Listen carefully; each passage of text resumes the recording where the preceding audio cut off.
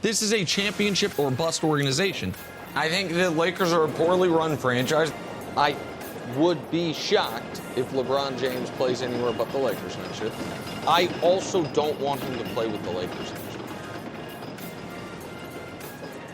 This is a championship or bust organization.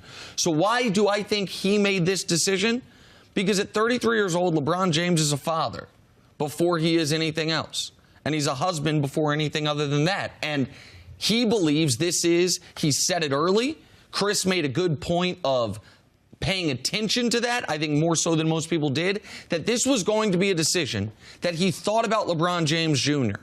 And while I know you don't love us talking about it, LeBron talks about him reaching the NBA. Where can he have the best chance to reach his goals? Where can Savannah, his wife, have the best chance to live her life? Where can his two younger kids go other than Cleveland or Akron, where they already have friends because he has homes and they have a life in Los Angeles? He made this decision because it was the best decision for the people around him. If he does win a championship in Los Angeles, he'll become the first player ever to be the best player on a title team for 3 different franchises. He can take 3 different franchises to the finals.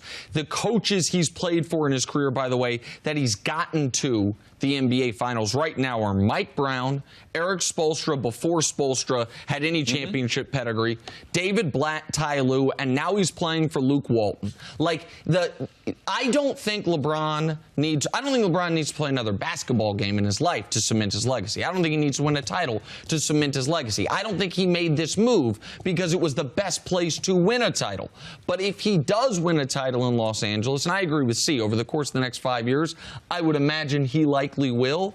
It just further makes his career the path of which no one has ever followed. Like an unprecedented career from start to finish. If LeBron's healthy, and Ingram, and Lonzo, if those 3 players are healthy all year, the Lakers have 10 to 12 more wins, and they are right there where you're talking about. But that does not a championship team make. So to make the playoffs, what does he have to do to keep his promise? Don't get hurt, right? Like, don't get hurt, and they'll make that. But the standard cannot be, we can't move the goalposts in the other direction where it's, hey, it's a successful year if LeBron and the Lakers just make it to the playoffs. Maybe they can upset someone in the first round. That is not where I am at. There's a great compilation going around the internet right now that we watched last week of Magic and Jerry West juxtaposed, talking about the same basketball ideas with totally different answers about how you build a team, about what works in the NBA, how you talk about yourself.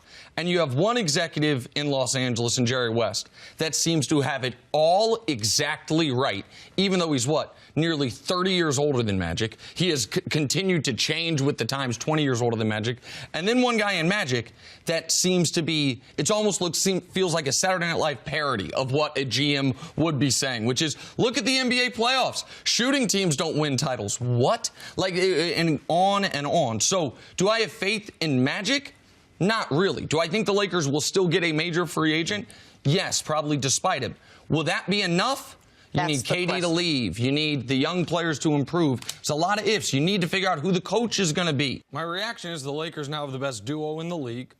The Lakers acquired the player that of all the players in the league is the most perfect fit next to LeBron. The pick and roll offensively will be unstoppable. And where LeBron has deficiencies defensively, arguably the best defensive big man in basketball, certainly one of the top 3, will cover that up quite a bit. The Los Angeles Lakers, independent of LeBron for their future moving forward, just acquired a 26-year-old, heart of his prime superstar.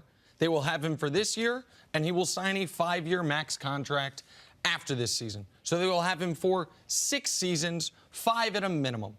So if you're a Laker fan, or if you're someone that wants to see LeBron compete for championships, everything that happened this offseason, as ugly and as awkward and as mismanaged it all got wiped away with the trade for Anthony Davis. If you're the Lakers, your only path to you went from a team that missed the playoffs to the favorites to win the championship. You just acquired a player who last year, in a down year, in a year with minutes restrictions, averaged 26 and 12 and a career-high 4 assists. The previous 2 seasons to last year, 75 games each year, averaging 28, 11, and was arguably the best defensive big man in the league. PER is a somewhat flawed stat, but it's a pretty damn good one. The greatest in NBA history PER, your guy Michael Jordan. Second greatest, LeBron James. Third greatest, Anthony Davis. You can't get guys like this. People talk all the time, and I know we'll get into the Celtics, about the Celtics, the steal they got from Brooklyn. You'll never get a better trade haul than what the Celtics got from Brooklyn. They didn't get no player like Anthony Davis. They got first-round pick. Since LeBron came into the league, in my mind, there have been 4 guys that going into their draft were no doubt have to take them first overall. LeBron, Anthony Davis, Luka, who didn't go number 1, and Zion, who will. You now have 2 of them on the same team. This guy's been a superstar forever, has not played in big games early in his career, had injury difficulty.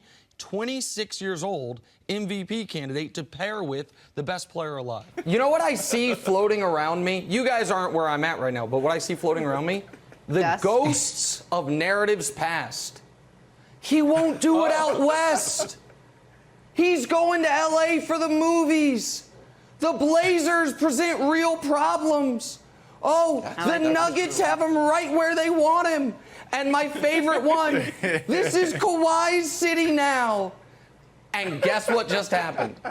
He gentleman swept the conference.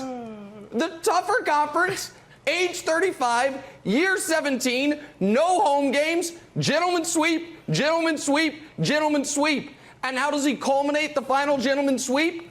With a nearly perfect playoff game. 38, 16, and 10, more fourth-quarter points by himself than Paul George and Kawhi had second-half points combined in their meltdown against these Nuggets, and reminded those out there that ever had any doubt, oh, yeah, there's a rule. There's a few, there's rules, there's death, there's taxes, and there's this. If LeBron James is healthy and you want to win a title, you got to go through him, and he'll meet you at the finals, and we'll see how it goes. So, yeah, listen, Broussard, they got to win the title, but they're going to win the title, just like they were always going to make the finals, just like LeBron was always going to remind everyone he's still the best player in the world, and the gap between 1 and 2 is bigger than the gap between 2 and 10 right now. LeBron knows the deal. He's right on the money. Nick's right. They're going to win it. But LeBron's right in saying it don't mean jack if we lose. When you've been to the finals 9 times, especially when you've lost 6, getting back means nothing. If LeBron somehow didn't win this championship, it would be one of the biggest upsets in NBA history. It would rival the Dallas loss in 2011 as the worst of LeBron's career, if not surpass the Dallas loss.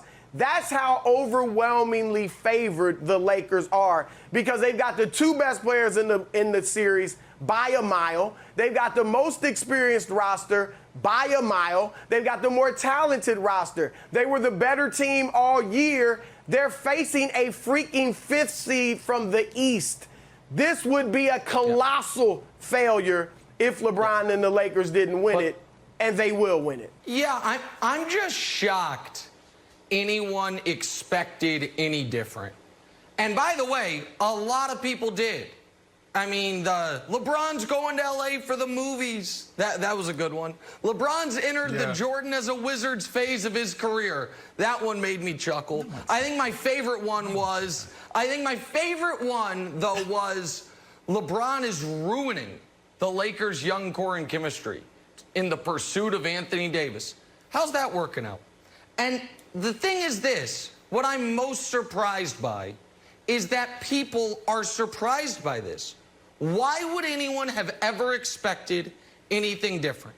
LeBron James went to the Miami Heat. They had not won a playoff series in 4 years upon his arrival. By year 2, they were champions. LeBron James went back to the Cleveland Cavaliers. They hadn't been to the playoffs in the previous 4 years after his departure. By year 2, they were champions. LeBron James went to the Los Angeles Lakers, who had not played in a playoff game for 6 years. And by year 2, they were champions. This is what LeBron James does. takes franchises who are nowhere near competing for a title, whose best days are far, far behind them, or in Cleveland's case, never existed, and within around 700 days of his arrival, they're throwing a parade, or as the Lakers will have to, throw a virtual parade.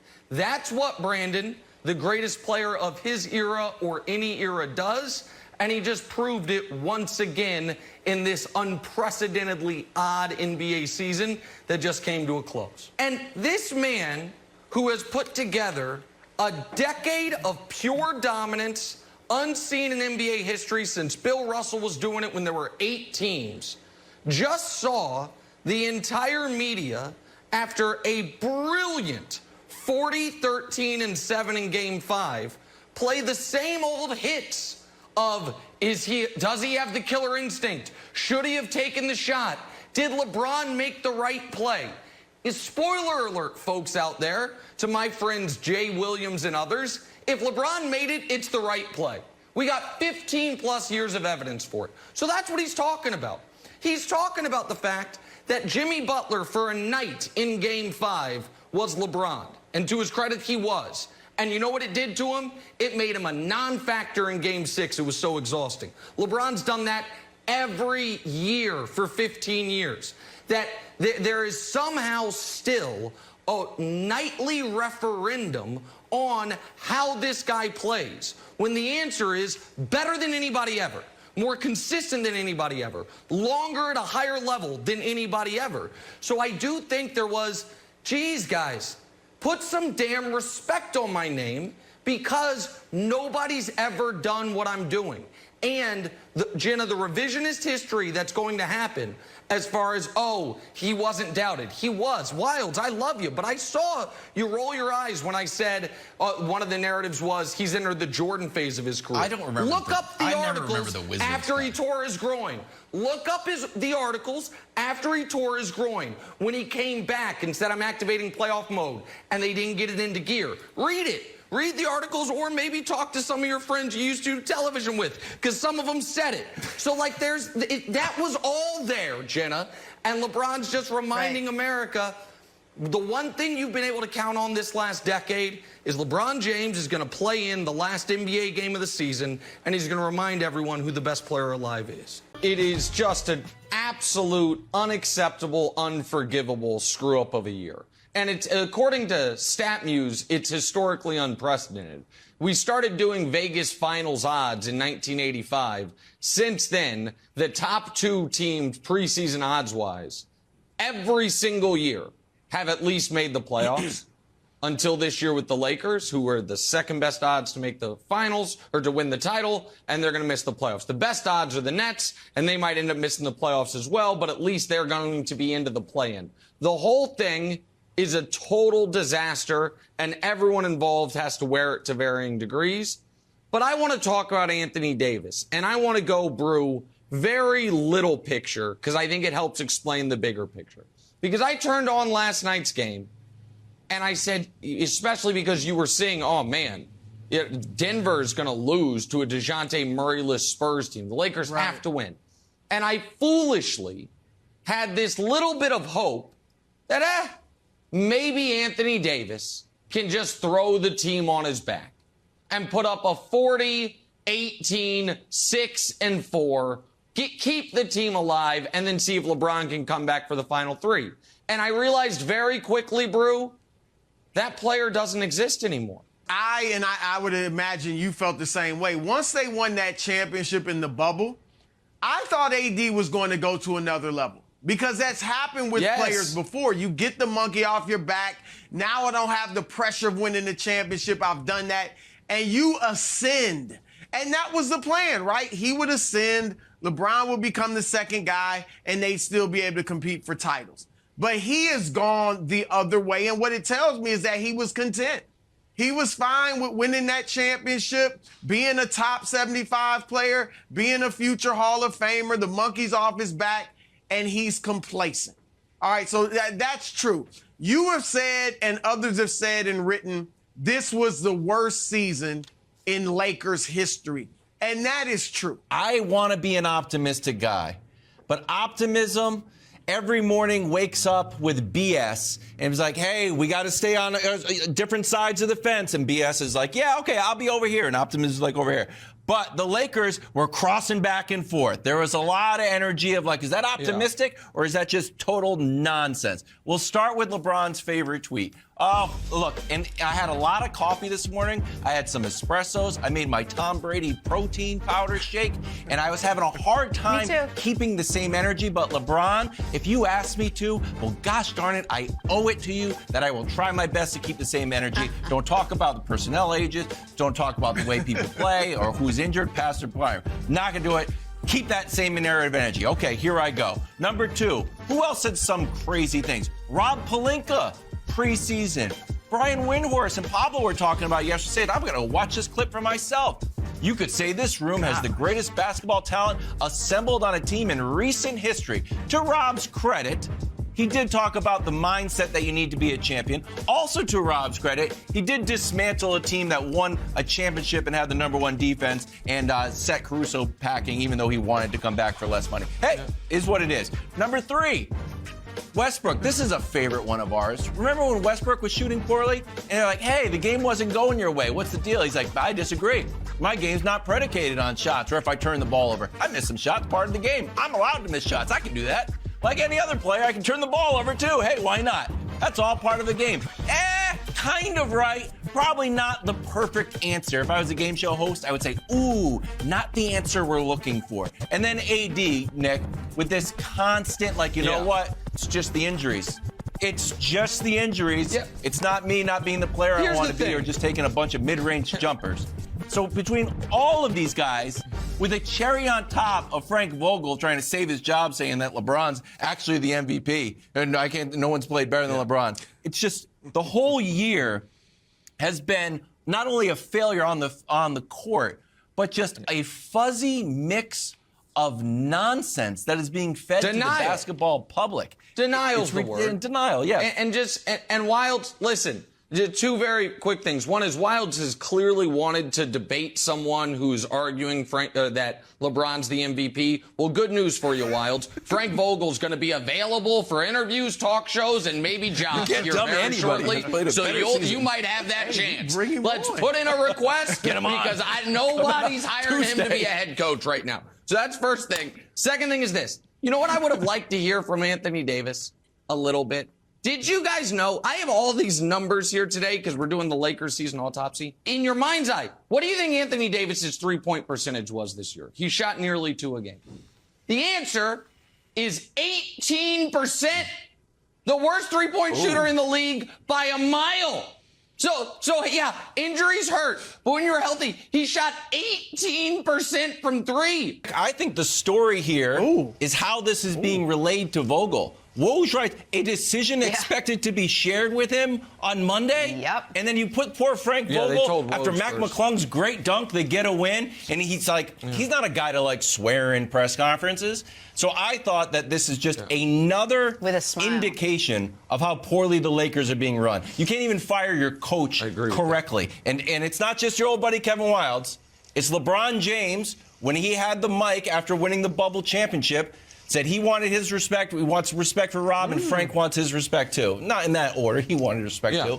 But the whole idea was that no one respected Frank Vogel, and now they're firing him. They're telling Woj before him. I think it's just a disaster in poor form. Listen, I think the Lakers are a poorly run franchise. They're a poorly managed franchise. There's no argument around that. I agree that Pelinka is a bigger problem than Vogel.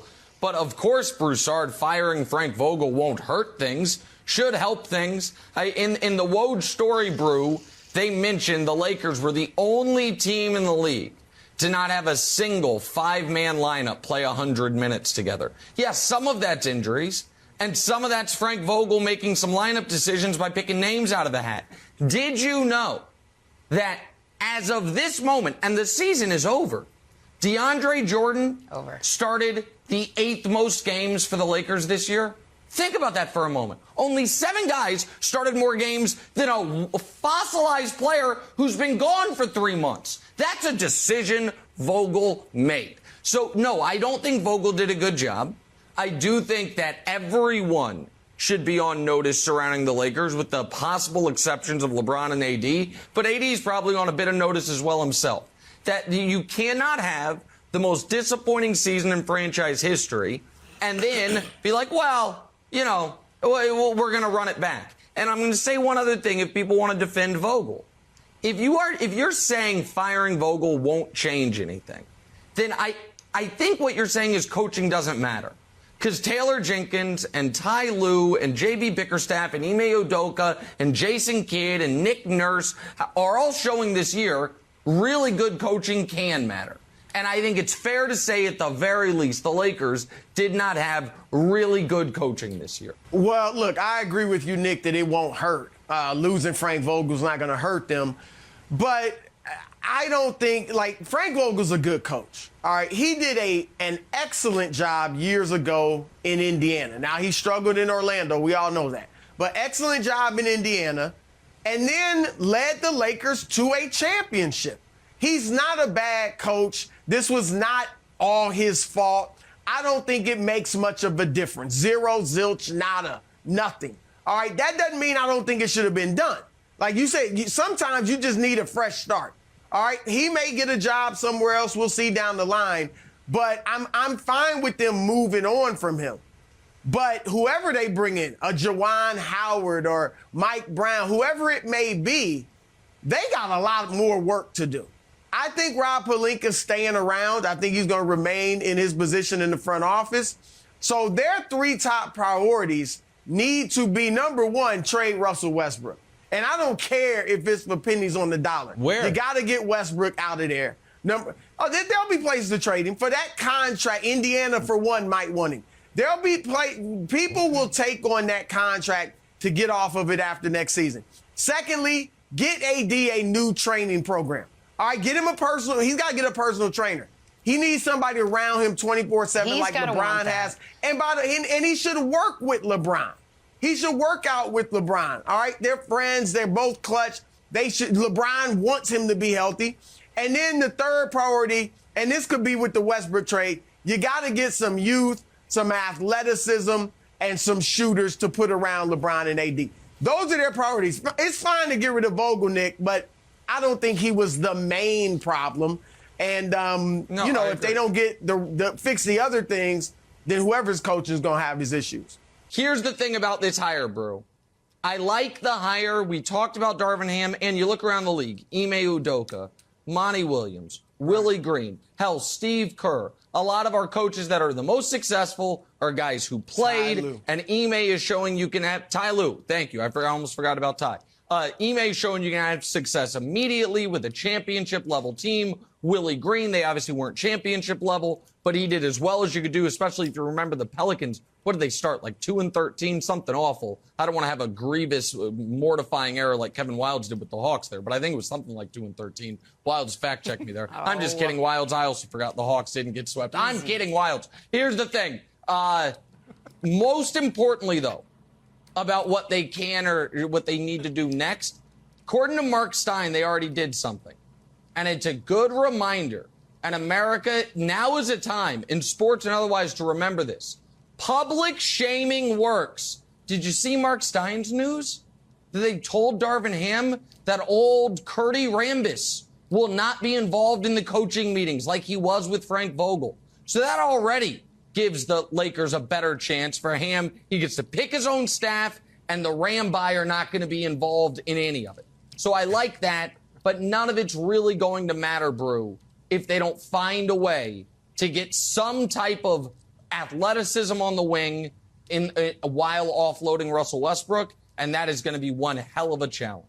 I agree totally. First of all, I thought Darvin Ham was the right name. Of all the names that were out there, Terry Stotts, Kenny Atkinson, even Doc Rivers, even though he had a job, his name was still out there, I think Darvin Ham was the guy to go with. I've been a fan of Darvin Ham since he broke that backboard when he played at Texas with that dunk. I don't know if you remember that. Cover of Sports Illustrated. And yep, it was fantastic. And knowing Darvin, when he was a player, as an assistant coach, he's got championship pedigree on Mike Budenholzer's staff. So great hire.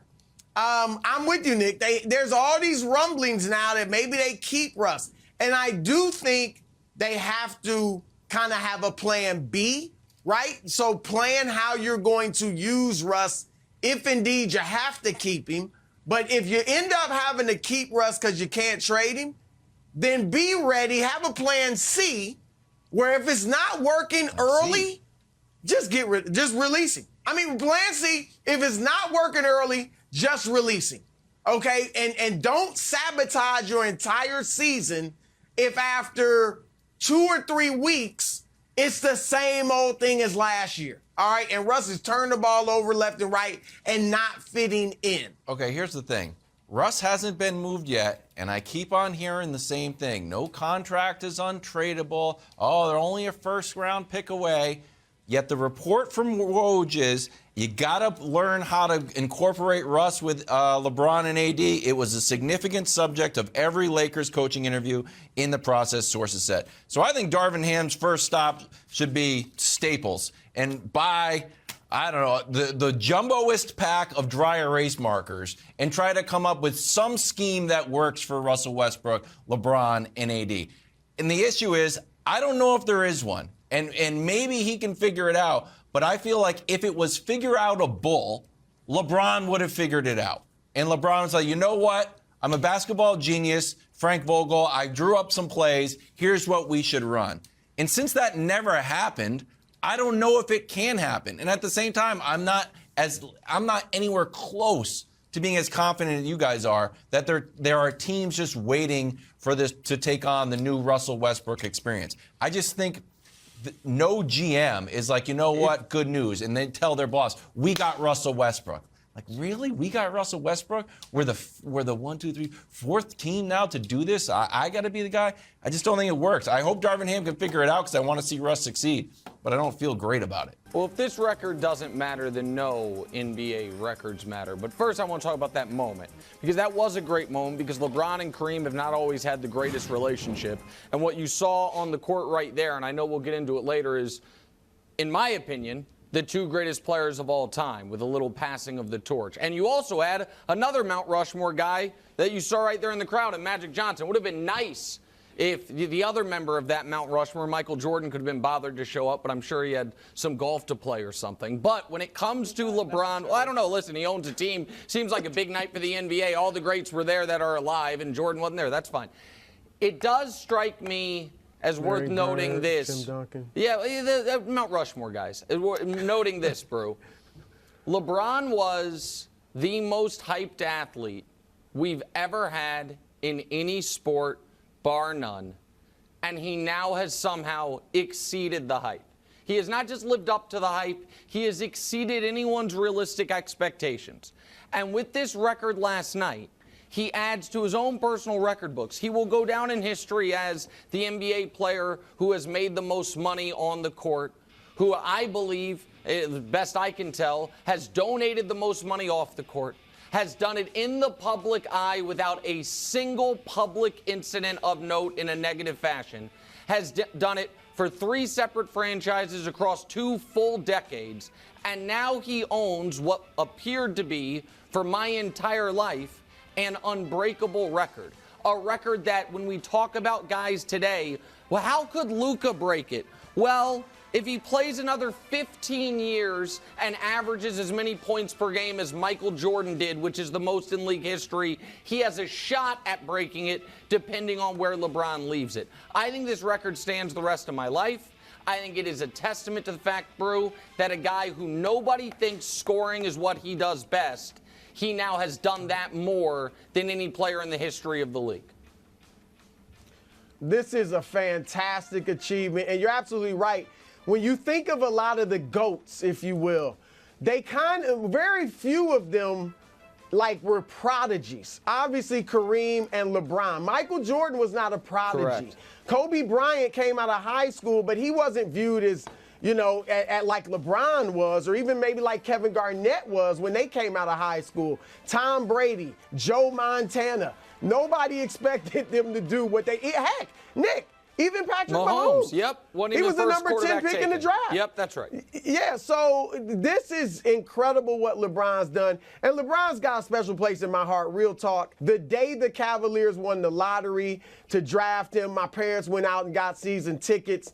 And it just gave them something to do together in their older age. And they went to games throughout his first tenure with the Cavs. So LeBron's got a special place in my heart. I was at his first game when he didn't have a great preseason.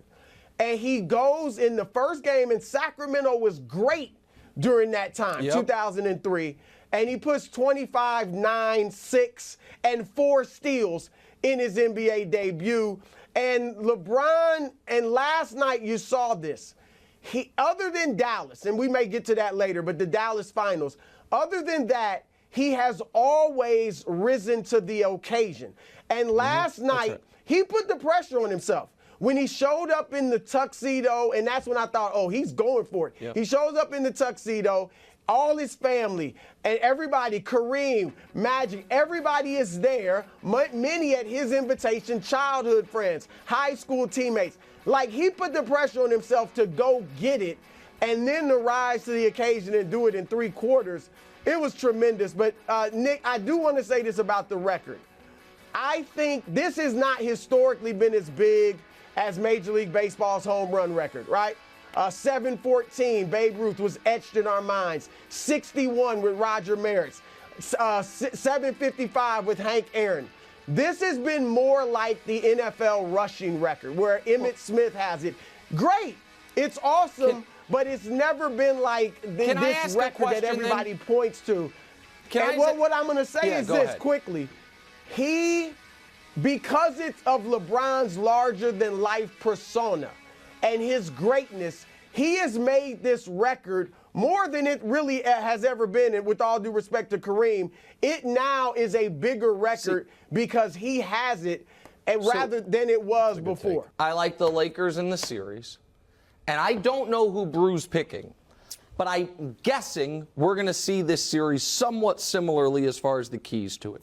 Everybody knows Jokic and AD, that matchup is going to likely be the deciding matchup ostensibly in the series. Neither team plays a backup center. Both those guys, they lean on them. Neither one can afford to get in foul trouble at any moment.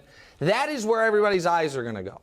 The reason I like the Lakers in this series is because I actually think this is a LeBron series, similar to how the end of Game 4 and the majority of Game 6 against the Warriors was a LeBron hunting guys out, finding the mismatch, and torturing them in the pick and roll.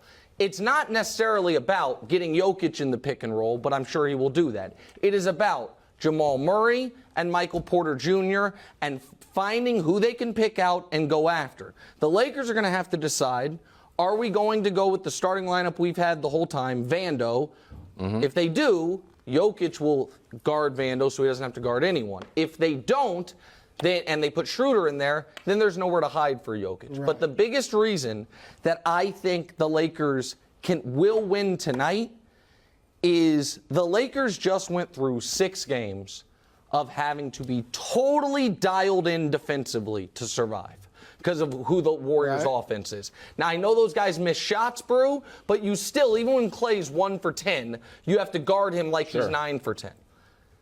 So they are going to be locked in defensively.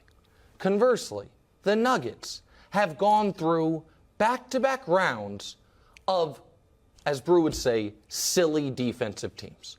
The Timberwolves are a silly team, and the Suns, once they realized we can't survive with just Booker and KD, and they went to Ross, they went to the other guys, they couldn't guard at all. So I think this is going to be a punch in the face of real defense immediately that the Nuggets will adjust to eventually, but I think for tonight, the Lakers' defense has the upper hand. I think for tonight, with the days of rest, the altitude won't be as big of a factor. I like the Lakers for tonight. I like the Lakers in 6. I agree with you that the Lakers have faced the tougher challenges so far. Yep. Memphis, the number 2 seed, even though they were banged up, they still were the number 2 seed. Yep. Golden State, defending champion.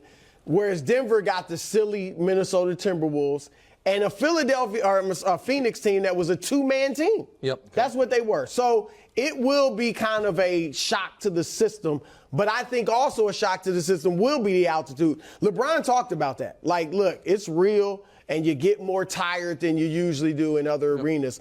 So I actually have Denver winning tonight.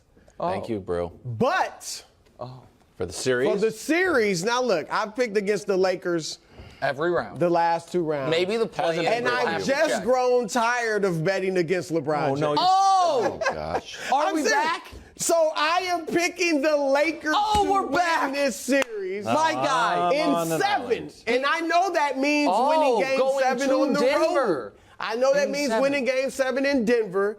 But obviously LeBron's battle tested. I think AD grew during that Warriors series because he was more consistent in that series than he was against Memphis. He went through, so he showed me something. Remember, I thought he'd come out in that game after he had the near concussion, and I thought he'd be tentative, and he wasn't. He played great. So I think AD may have grown. The role players, look, the thing about the Lakers role players, they aren't scared. No. Like Austin Reeves, even Lonnie Walker, Rui Hachimura. I wish D'Angelo was a little Dennis more Schroeder. scared. I wish D'Angelo was a little he's more up scared. and down. Yeah. You don't know Yeah. if you're going to get a great game for him or a bad game. But it's not for Reeves lack of is fairly confidence. consistent. Yeah. Schroeder's defense is tremendous. So I like the role players. Look, I don't think it's going to be easy. If I'm saying 7, obviously Denver's got a shot. But I am going with the Lakers, Wilds. You left I'm the sorry. door open there. When the Lakers beat Denver in the bubble, they were starting Dwight Howard or JaVale McGee at center. AD didn't have to guard Jokic. That's all right. Now, AD's the only big they play. Now, maybe they'll throw in a big in this series, but he's been the only big they playing. And I think what Jokic is going to do to him is bring him down low. Let's see it. Back him up. And AD does not like that physical play. Yeah. And so will that wear AD down? AD's got to make sure Jokic, he makes Jokic work on the other end, makes him guard, but also he's got to be able to guard Jokic for the most part. Single. Correct. Because if you have to double Jokic, he's going to pick He's you the best apart passing with big his man passing since Walt. ability. Yep. He's the best passing big man, period. Oh, we give some In respect history. to Bill Walton. No, I love Bill Walton. pre-footing He, or is, Bill he is Walton. the best passing I mean, big listen, man I think he's ever. the second best, so I don't think it's a crazy take. I think- He's a triple get that double guy. microfiche out and check Walton I at watched UCLA. Walton live. I don't need microfiche. Okay. Live from New York, it's the show that features a real gentleman. Oh, this is. Oh, I'm feeling good, and you're looking good too. How was your night? Mine was good. Mine was spectacular. How about you, This is. fellow gentlemen? Like the Gentlemen Sweet.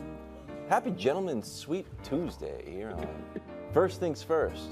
We might eschew our normal open. Just tickle the ivories a little bit. I know it's 3 in the afternoon. Why don't you pull up someone you love or someone you love for a little while? Come join us. We're going to talk about sports and who knows what. Coming up on the show today. No. Had Anthony Davis not gotten hurt, they still would have lost. The one thing we learned in this series was whatever it took, Denver was going to do. We're down 20. Okay. We'll do what we got to do to win. We need a last second shot. Okay. We'll do what we got to do to win. They would have won. AD, I know he only scored 1 point, Nick, after he got injured. Yeah. All right. He probably would have ended up with about 25 or so points, between 25 and 30. So what? There's Denver still, and I will say yesterday, I didn't feel like the 20-point game. No. Like I thought the Lakers had a chance to win that game. But I'm just saying Denver has been better down the stretch, and AD, he's been great this series statistically, particularly through the first 3 quarters. But let's check him out in the fourth. Look at that. Fourth quarter, he averaged 3 points a game. That's a 12-point pace for those that aren't good in math.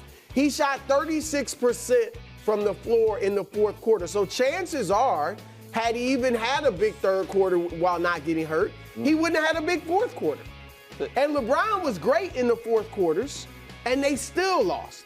And so it would not have mattered. Denver was the better team. AD hurt at his best whatever, Denver still was going to win. I do not think Darvin Ham is the main culprit for the Lakers season being over. I think the biggest culprit is the draw.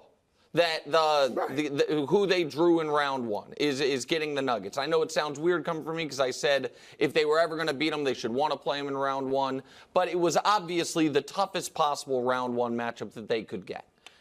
I think the second biggest culprit, and you can't hold the draw accountable, is the front office. You can go chapter and verse on missed draft pick from this year. The guy's taken, the three picks directly after JHS, Jalen Hood-Schifino, who the Lakers took, all contributed this season. You can look back to the fact that the Lakers drafted Jaden McDaniels and then traded him for Dennis Schroeder. You can look back to the fact that I saw last night, I know they lost, but Buddy Hield, who was acquired midseason for nothing as by a team that was trying to contend, get someone. The Mavericks, who I believe we're going to be seeing for quite some time in this postseason, remade their team without, it's not like they paid 4 future first-round picks and they made these moves. The Lakers did none of that. So I hold the front office most accountable. Unfortunately, the front office seems to be Jeannie Buss, Linda Rambis, and godfathered into the Buss family, Rob Pelinka. So they're not going to be accountable. So then you look at the head coach and say, do we think this year he got the most out of the team? I don't. We can disagree. I personally don't.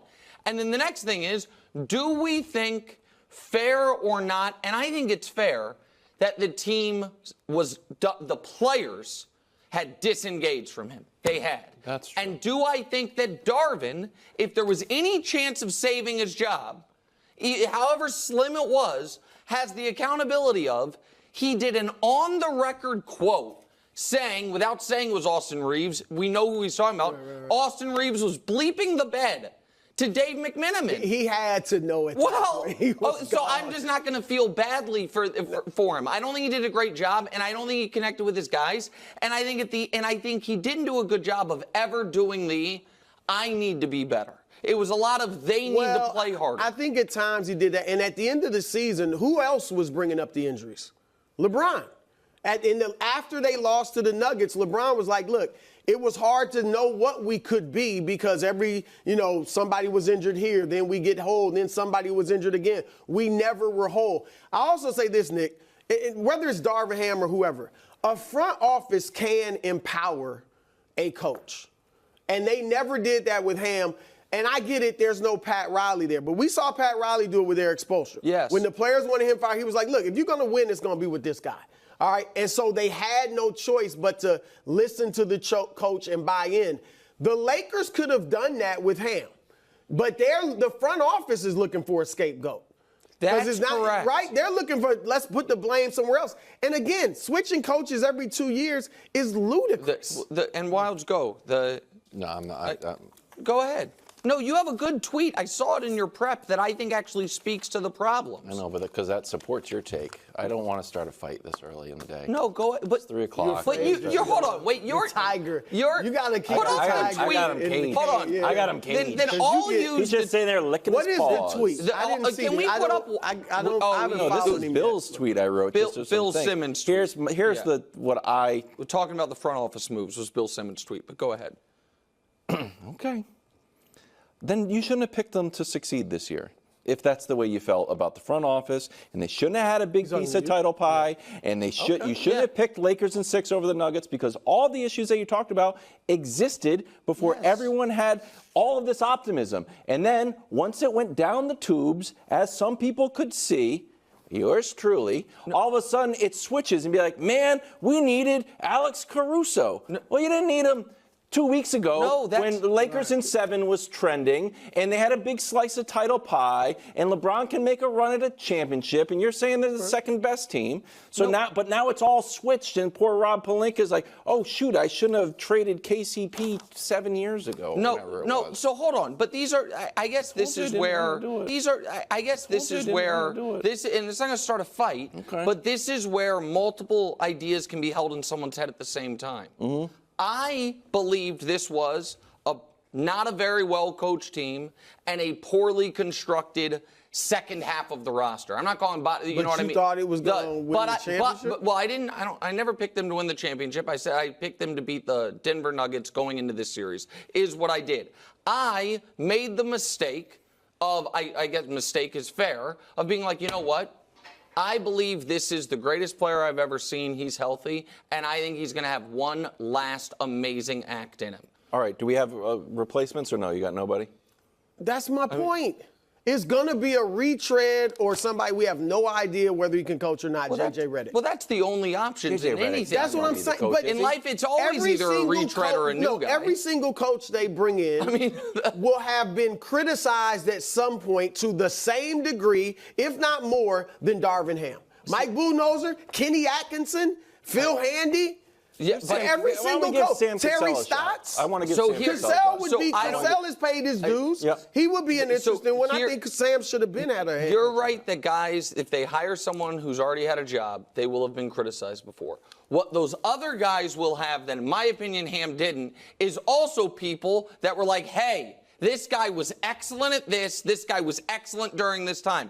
People loved what Kenny Atkinson did with the Nets pre-trade. Yep. People appreciated. Yeah, but that was a whole different. That was a bunch of guys who aren't that talented. No.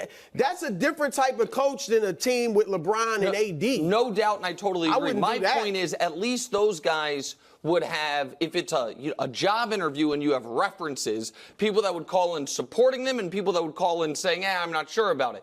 I don't think right now, if Darvin were applying for a job, I don't think there were a lot of people be like, hey, here's what I loved that he did with the Lakers. Here's what his brilliance was. I don't think that would be there. The bottom line is this. They were looking for a scapegoat. This wasn't a horrible season for the Lakers. They just met the defending champs in the first round. Oh, had they not, we both think they could have got to the finals possibly, or at least to the conference finals. This wasn't a terrible year, but they feel like it was. They went out early, so somebody has to pay the price. Look, I will admit, he looks and sounds the part. He sounds very intelligent talking about basketball, and I'm sure he knows the game. I think also he seems to have a strong personality, which you need as a head coach. And I think the Lakers are looking at it when they bring up the whole Pat Riley thing. My guess is that they feel like, well, and he's got cred because he's on the podcast with LeBron. I mean, so the players will respect him. And so I think, I don't know what in the world could make you think he can be a Pat Riley. Well, I mean, certainly. I'm just saying, nothing can make you think he can be a Pat Riley except it's a good headline, and the Lakers operate business to generate headlines. Oh. First of all, again, I know you hate when I do this. I apologize. A very brief history lesson, which is Pat Riley was an assistant for a full year, then was an assistant coach. Magic pushes Westfall out, and at the press conference, Jerry Buss tried to make Jerry West the coach. At the press conference said, Jerry West is our new coach. And at the press conference, Jerry West said, no, I'm not. And he was like, yikes, I maybe should have run it by him. Right. He's like, all right, you'll be the offensive assistant. And Riley was an announcer before he became the head coach. Well, he was an assistant coach, before he became he was an announcer with the team, and then he was an assistant coach for a full year, and then he only became the head coach because of the press conference to announce Jerry West. Jerry West said no, and then he had Jerry West alongside him, for that first year on the bench, okay? And then he became Pat Riley. But to your point, nobody would ever predict that he would have become. And it was not their plan, and he had experience. So you're right, Brew. Kerr had no experience, but Kerr did run a team. He did. Phoenix, you and I probably have slightly different opinions on how good of a job Mark Jackson did, but I think everyone knows he did at least a good job. And he didn't have experience. That, to me, was an outlier a bit and surprising. Bird is the best, but Bird also did it for a very limited amount of time and then, seemingly, went away forever into the shadows. Point is this. The Lakers want buzz, and they want to be able to have someone to blame if it doesn't work. Rob Pelinka's... So you think that'll be JJ Redick? He's going to get blamed if it doesn't work. No, I think LeBron will get blamed if JJ doesn't work. Because they will see, guys, what did you want from us? He's a free agent. We've got to make him happy, even though I am here to tell you, and I do not do much reporting. Brew used to be a reporter. I don't want to say that sounded wrong. Brew used to be a full-time reporter, now occasionally actually reports. I almost never do, but I can report this. LeBron has not said a word about this to the team. LeBron stopped being involved in any coaching stuff with the Lakers after they, in my opinion, screwed him on Ty Lue. They could have had Ty Lue. Ty Lue wanted the job. They gave him an insultingly low offer, and since then, LeBron has stayed out of it. I think we all agree there isn't a no-brainer. The problem with hiring head coaches is great established ones are almost never available unless they have just failed at the most recent moment, which is why they're available. And everyone else is a first-time guy that you are taking a chance on. So this has the added benefit of it is not going, you're going to be able to put someone else's fingerprints on it if it doesn't work out. I mean, I truly believe that's part of the math here. That can't. I mean, so you're going into a hire planning for it not to work out? I think, at least that's a large part of your thinking? That's ridiculous. So. I do think the Lakers aren't well run nowadays. Yeah. They're a mom and pop shop, and they aren't well run. And if that's part of their thinking, mom and pop that's ridiculous. Linda and Kurt Rambis. But if the question is this, Wilds, do people operate as if the number one job they have is to succeed at the job, or the number one job they have is to keep the job? And if people are operating, and a lot of people do across industries, my number one job is to keep the job, then you don't always make optimal decisions. Okay. It would be unfair of me to say JJ Redick's not going to be a good NBA head coach, just like it would be unfair of me to say he's going to be a good NBA head coach, because he is being hired with as thin, I can say this off the top of my head knowing it's true, as thin of a coaching resume as any coach that's ever taken the job in modern NBA history. Because it couldn't be thinner.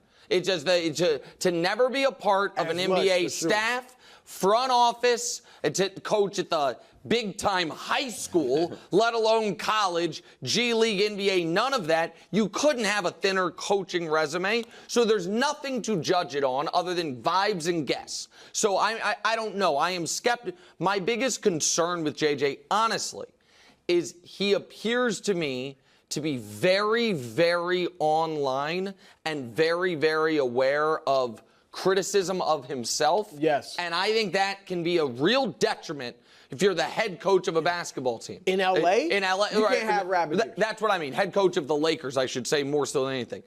The LeBron piece, though, if I may just pivot it there quickly on the fly. Just because you want to do a podcast with a guy is not, to me, evidence you want him to be your head coach. And I'm not saying, again, I give the audience my word. I have not talked to LeBron, anyone in his camp, about this. I am simply saying, just logically speaking, there are plenty of people that I adore or would adore working with that if they were like, hey, we need a new showrunner for First Things First, what about Danny? I might be like, hey, love him on the show, love him as a guy, think we could maybe get someone with a little more experience at it. So the reason I'm saying that is this idea that they are doing this to appease LeBron assumes this is what LeBron wants. And the one piece of info we do have definitively is when they were interviewing Dan Hurley, LeBron reached out to Dan to tell him he would have his support and his buy-in if he were there. I've been covering the NBA, or covered the NBA since 1995. This is the most shocking transaction. So that includes free agency moves, trades that I've ever seen. All right, shocking, because to give up on a 25-year-old superstar who, when it's all said and done, when he entered the league and took it by storm, great numbers as a rookie, the feeling, at least I had, I nicknamed him Luka Legend. I thought he was the new age version of Larry Bird, was that when it's all said and done, he should be in the top 10 of all time conversation. Agreed. In the conversation, not whether he gets there or not. And so to trade a guy like that who also has been big, has been money in the playoffs. It's not like he shrinks. So we've seen guys, great players that shrink in the playoffs. He's one of 2 players averaged 30 points or more in the playoffs, and the other one's Michael Jordan. And we used to watch him beat up on Kawhi and Paul George when they were great defenders. He's already led them to 2 conference championships or 2 conference appearances and a finals appearance, and he's 25. So that is just shocking. The Dallas Mavericks made a trade that everyone across the league was shocked by. They got back a superstar and a nice role player and a first-round pick, and everyone's like, you didn't get nearly enough. The league is angry that other people weren't alerted that this player was available. So having the context of, and here are the things wrong with this player, I think is flawed. I think it is buying into the Mavericks' ludicrous logic that none of us buy into. That, okay, well, listen, there's all these problems with Luka, which is why we traded him at 25 years old. I don't think Luka's a perfect player. I don't know that there is a perfect player in the league. I know that it is now just canon. Luka's wildly out of shape, and it's really hurt him. I don't know, man. He led the league in minutes last year. The guy who was second in minutes last year, Anthony Edwards, they played in a playoff series at the end of the year. When you put their numbers up, I don't know, Luka looked like he had a lot of gas. Anthony Edwards looks like he's carved of granite. He literally said. And Anthony Edwards said afterwards, I was exhausted. I've never played this long into a season. The next round, Luka was not, didn't play A+ basketball in the finals. If we want to say that's because he was out of shape, or do we want to say, much like Anthony Edwards, who is in peak physical condition, that any player, the first time with a 90-game, 100-game season, whatever it is, it can be a lot. Most guys in their first finals are not up to their peak performance. It's quite rare. So I just don't buy it. Do I think Luka could do more to be in better shape? It's unclear. Do I think that he needs to improve that part for his career longevity? Absolutely. Do I, though, also think that if Luka changed nothing from last year to this year, he's one of the 3 best players in the world and a guy who in and of himself makes you at least a fringe contender? Yes. So I think that, Brew, you are going to get a chip on your shoulder, Luka, but I think it is insulting to Luka to ask as if without that chip on his shoulder, he was going down the Zion path. And I don't mean to pick on Zion, but that's the way he's been discussed the last couple days. Like, he's 270 pounds, and no, they're worried about him, and the guy might have a drinking problem and all this stuff, and I just think that's unfair. How legit are the Lakers' title chances? I mean, as far as, do they have a chance? Are they a legitimate contender? 1,000%. Yeah, I think so. And at this point, I'm very excited. This week they have a TNT game to see what the Chuckster says, because at some point you got to wave that white flag. Which critique of Charles Barkley towards the Lakers are we trying to? The idea. Well, I mean, when the trade happened, it was that the Lakers got worse and the Mavs were the big winners, at least for this year. Yeah. And that was an opinion a lot of people at least somewhat shared, was that for this year the Mavs might be better and that the Mavs were bigger contenders. And then there was the kind of universally held notion that the Lakers wouldn't be able to defend, that LeBron, smartest player ever, who's played more basketball literally than any human being ever to live, I don't think he's going to figure out how to play with a great player, guys. I just don't think, does he know there's only one ball? Like, what is he going to do? Turns out that you put one supercomputer with another supercomputer and the offense is great.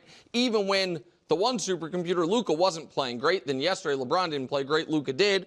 And of course, LeBron is better on defense when he doesn't have to carry the entire offensive workload. All of those things to me were pretty obvious. All right, let's look at the odds in the West. OKC is at 1, Lakers at 2. Obviously, the Lakers bruise pick. Called it before anybody to get to the final. Look, Nick is understanding each and every day why I came out so strong like that. He's mad. You've been the first. It's like how you call Mahomes Jordan-esque. Yeah. You're the first on a lot of this stuff. The boat. Thunder, Lakers, Warriors. Nuggets kind of sneaky far back. I don't know how Warriors all of a sudden jumped Grizzlies over. are done. And then the Grizzlies. So, Nick, we'll start with you. How dangerous is LA? Well, they're dangerous. And you just showed The Western That was Conference just the odds? West. That was just the Brew West. picked. Can we show the title odds? Because Brew, if I'm not mistaken, picked them. He's on the record, first to market. Lakers are going to win the West. Can we please show the updated title odds? Oh, Lakers are winning the title, my friend. tough one. Oh, sorry. Beat me to that one. I don't know what to tell you. I'm just telling you. Again, a lot of this is that LeBron is playing so well, and the fact that Luka's handling the ball and doing so much allows LeBron to conserve energy and be better at the defensive end, at the rebounding. We've talked, you've like mentioned, if he was Karl Malone. Well, he's kind of playing like Karl Malone these days, except with the playmaking factor as well. So, yeah, look, the Lakers, man, are going to be they're a nightmare. That's why I'm Good, glad one more I'm first point, to and pick then I'm them to gonna win ask the title. quick So prediction. just very quick, Yeah. because last night LeBron had 31, 12, and 8. Luka had 32, 12, and 7, just rebounds, assists. So almost identical stat lines, just rebounds, assists, flip-flop. And then Dust showed me this, which is an OptaStats tweet. So it's 5. Ignore all the numbers and then read the bottom. They're the first duo to do that over any 10 games ever played together. Yeah. And they did it in their first 10 games. Yeah. So the reason And remember, Luka started slowly. Correct. So the reason I'm saying that is, it is not an exaggeration to say we've never quite had a duo like this. I'm not saying I think prime Steph and prime Durant is, a different level, and Shaq and Kobe because they benefited each other so well. I'm not saying they're the best duo ever. Kareem, yeah. Right. What I am saying is two guys, who are similar size, one of whom literally told us when he got to the league, I modeled my game off his, and the game they modeled off of is a pass first while also being one of the most devastating scorers in the league. It's just a very unique situation. Well, if healthy, ... If this Lakers team's healthy, I believe they're going to win the championship.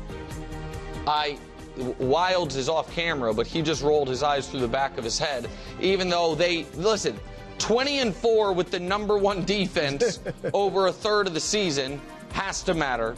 2 all-time legendary playoff performers on the same team who were playing well together has to matter. What also has to matter is this. It's very hard for any team to make it through 2 months of the playoffs fully healthy, and the Lakers are the only one that every team has 1 or 2 guys they can't lose to injury. The Lakers might have 5.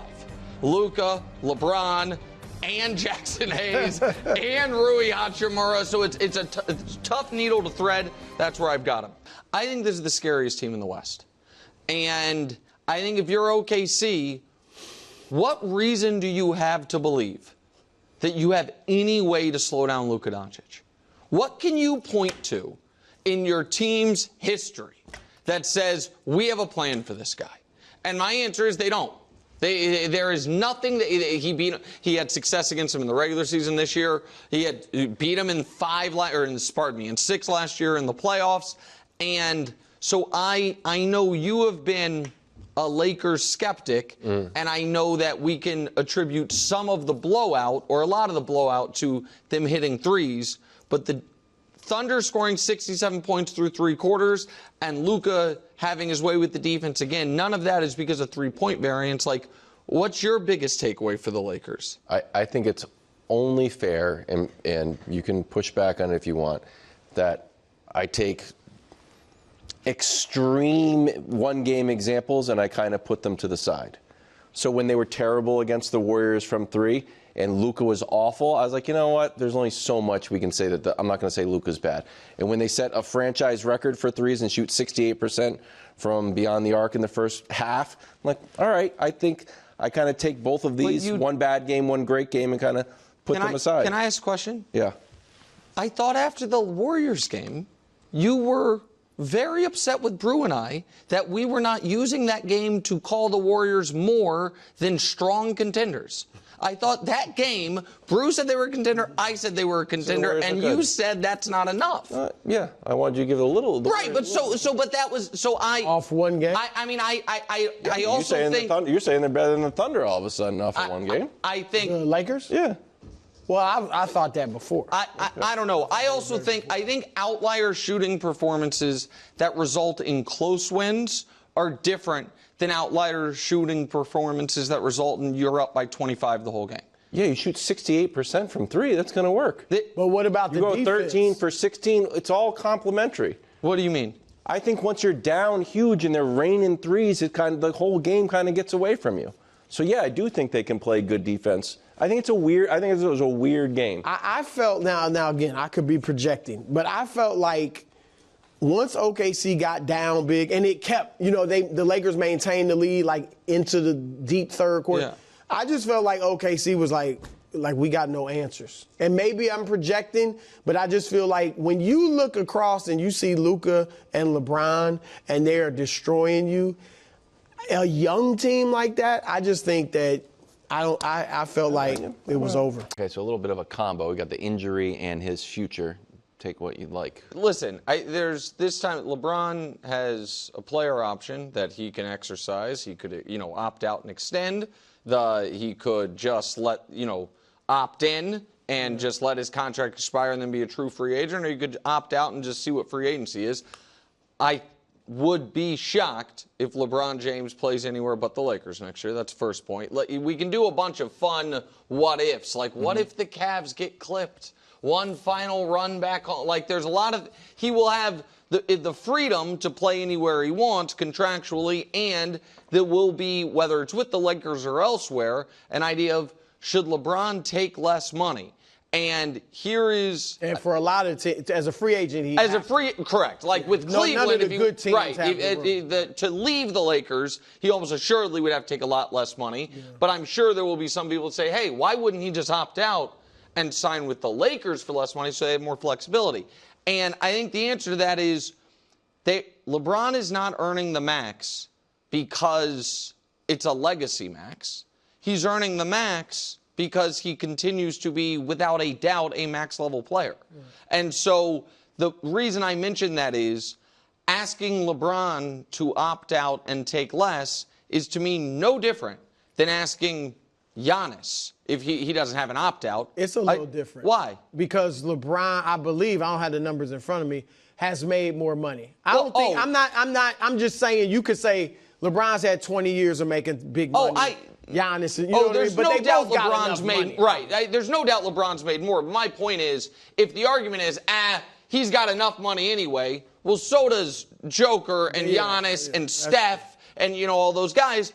So if LeBron were under a contract that he was drastically overpaid, and then it's like, hey, man, you want to keep playing and you're still a good player, but you're not, one of the best players in the league, then that's a different situation. He's going to be second-team All-NBA this year. So I think next year he's going to be on the Lakers. He's going to be making the max. He's going to be playing alongside Luka Doncic. That's what I think is next and what's going to happen. First thing, credit to LeBron playing through that injury. And there were some people, maybe there were some memes going around about him laying on the floor like he got shot or something like that. But turns out it was a legit injury, and he played through it. So props to his toughness.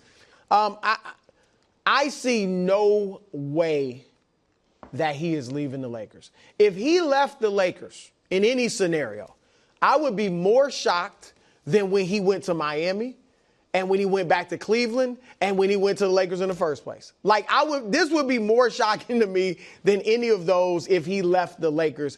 His family is settled there. His businesses are settled there. The team is good. They have Luka Doncic. Right. Where are you? You're not going anywhere, essentially, where you're playing with somebody better than Luka. Jokic, okay, or Giannis, maybe. But, you can't go to a better scenario than you can go to a better scenario, but with the money and everything, this is a great place for him. And so I don't think there's any chance of him leaving. And I think LeBron, because some people, of course he wants to win championships, and I think he felt when things started clicking with Luka that they had a real shot. Mm-hmm. And he should have felt that way. But I think he also understands that winning a fifth ring as maybe the second best player on the team, it's great and it'll still be good and it adds a pelt to my wall. But for those that are in the Jordan camp, it's not changing them on that GOAT debate, which is really the only thing left that LeBron has to conquer. And so, like, if he went to a team, took less money, and went to Boston, or it doesn't even look good if he went to some stacked team. So don't you think, Wildes, he will get this? I said this last year, and and then you go, but no matter what he does contractually, people that want to criticize LeBron will criticize him for it. If he were to opt out and take the minimum, it would not be treated roundly and universally like some charitable gesture. The minimum would be, I think, criticized. But if he took remember when he was like trying to get Clay, and this article said he was going to take a pay cut for Valanciunas. To add, even if he opted out and stayed with the Lakers for less opted money. out, be like, hey, we got to have a little wiggle room for Valanciunas, which I don't know what. You're right though. Because some people would be like stacking the deck. Exactly. If it's 10% pay so cut. I don't. So again, this is my failing. Even if he took the minimum to get in a better player, I would applaud. The minimum I he would get be mad at criticized that. for it. He Unfairly, would get criticized but he would be by some of those. But out there. if we're saying he's going to get criticized for taking the max, he's going to get criticized for taking the min. But if he were to take $41 million, he won't get criticized. I don't think he'll get criticized disagree. for taking the max. He deserves the max. Okay, Yeah, I don't think he'll get criticized. I think some people will point out, why don't he take less money? Yeah. Criticism. Okay. No one does that. It's just anyone who would have a legitimate criticism with taking the amount of money that you deserve, and guess what? He deserves more because it's salaries artificially are artificially capped. Exactly. Right. So the max is a bargain. He should not take less than the max. If he did, I wouldn't. With that being be said, mad at if he wanted but, Valanciunas, it's his choice. there was reports that he was open to the Clay flirtation. Valanciunas, I don't know how. I don't think Mark Williams is the answer. I know we're going to discuss it later. A Valanciunas would be great for them. So this is what I was going to say, and this is a bad job by me, and I didn't anticipate it going quite here, so I didn't scour the Lakers' offseason cap. Very, like some teams, I'm not sure if the Lakers are or not, even if, like, LeBron were to take $10 million less, their cap situation stays the exact same. Yeah. You know what I mean? He would have to take massively less in order to free up even, like, it'd take $30 million less to free up $8 million in space. Doesn't really. Last year was a unique spot because of the contracts they could renounce and different things they could do. So it wouldn't. The only real way to open up real cap space, honestly, is for him to take like the mid-level or below. And now that's like I think I would feel differently if it were a guy who's made as much money as LeBron, played as long as LeBron, and had fallen off significantly, but still wants to. Russ and had still wants to compete for a championship. Russ didn't really have a chance. But it had a player option for the max. Like, hey man, we love you and we're not going to get rid of you, but can you help us out here because you're not giving us max level production? He was, over the course of the regular season, the best player on the team, and arguably over the course of the playoffs, the best player on the team.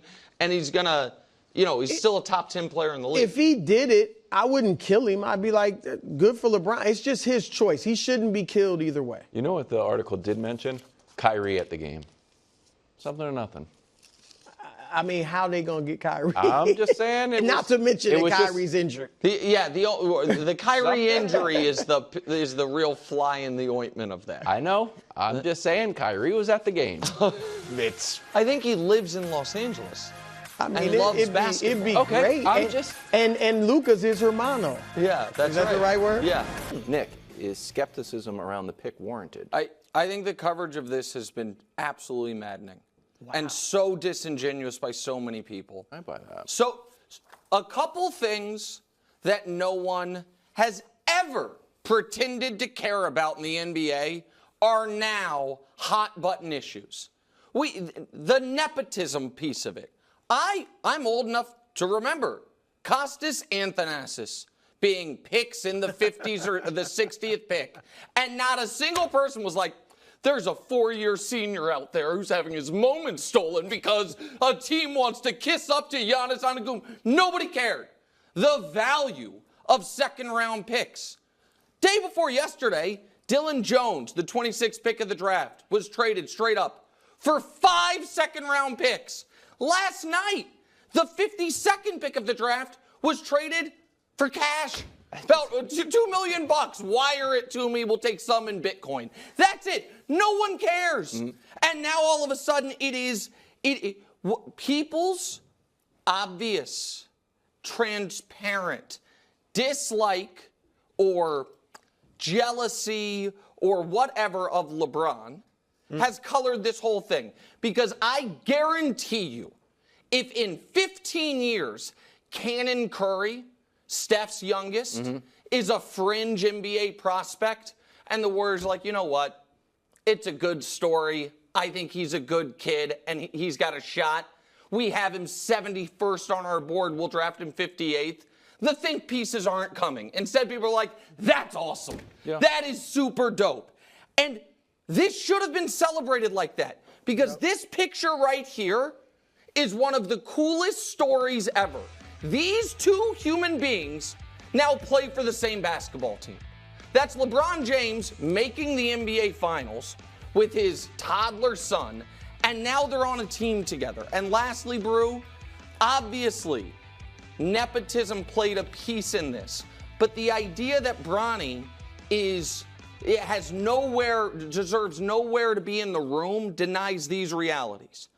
We saw him in the McDonald's All-American game play very well against his peers, score 15 points, shoot well. We then saw him at the Combine perform in the top 10 percentile in two separate, very different either athleticism or shooting drills. What we also saw was 10 months ago, this kid's heart stopped on the court.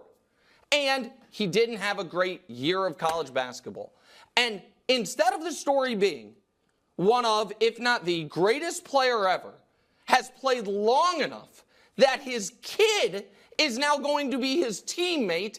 And by the way, that kid, impeccable off-court resume and overcame what could have been a life-ending moment. The story is just a weird, LeBron's too much power, disingenuous. What about I didn't like any of it. So that's how I feel the story should have gone and would have gone for any player in the league other than LeBron James's kid. The story is fantastic and should absolutely be celebrated. And the reason this has never happened in the NBA before is because LeBron is about to start his 22nd year.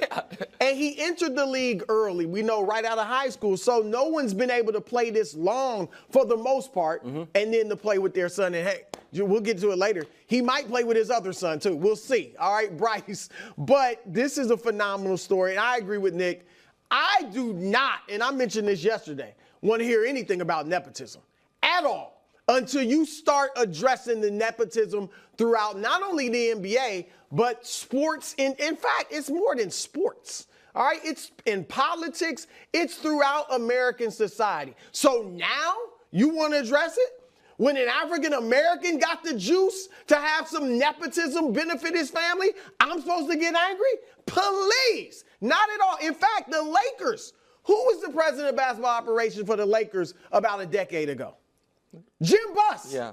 Was he qualified? I don't know. Who's the owner now? Pushed out. Jeannie Buss. Right. Because he wasn't. I mean, and I dealt with Jim. I liked him, but he didn't do a great job. Yeah. But he was the owner's son. Yeah. Okay. And I mentioned coaches yesterday. We can go to front offices. It is throughout the league and it's throughout other sports as well. So don't even bring that to me now. Okay. Now, as far as the skepticism,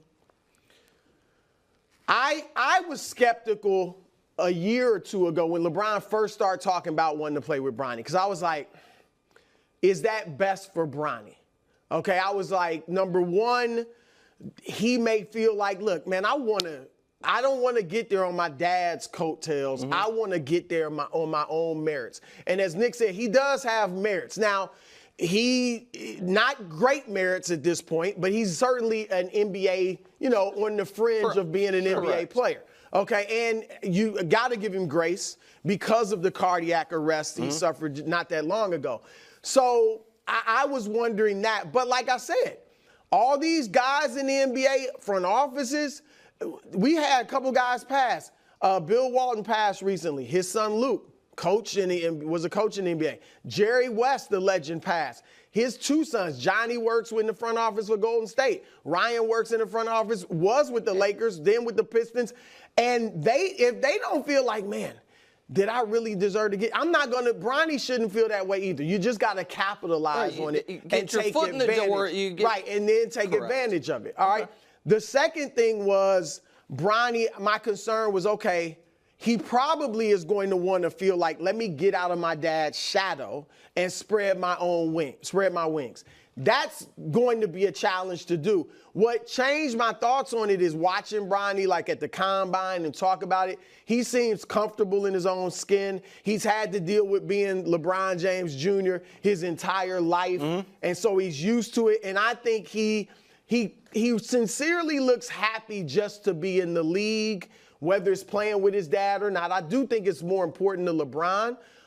But I think he's just got to make the most of this opportunity. Sure. So I am not as skeptical about that aspect of it as I once was. I think it's good for Bronny, and he's just got to make the most of it. You got your foot in the door. Now here's your chance. Do your thing. See, I buy that. I don't buy being 100% non-skeptical, like Ken Griffey Jr. and Ken Griffey Sr., and it felt like any pushback was a little bit of, I don't know. I don't think people were buying that was the story. Like, oh my God, can you believe it? The two Griffeys there playing together. So I think there's a little bit of skepticism that's fair, not totally dissimilar to like Bill Belichick having his sons on the staff. Right. Were those guys going to be hired on other NFL staffs? Probably not. Were they related to the GOAT coach? Yes. Do they have a strong relationship with the most important person in the organization? Yes.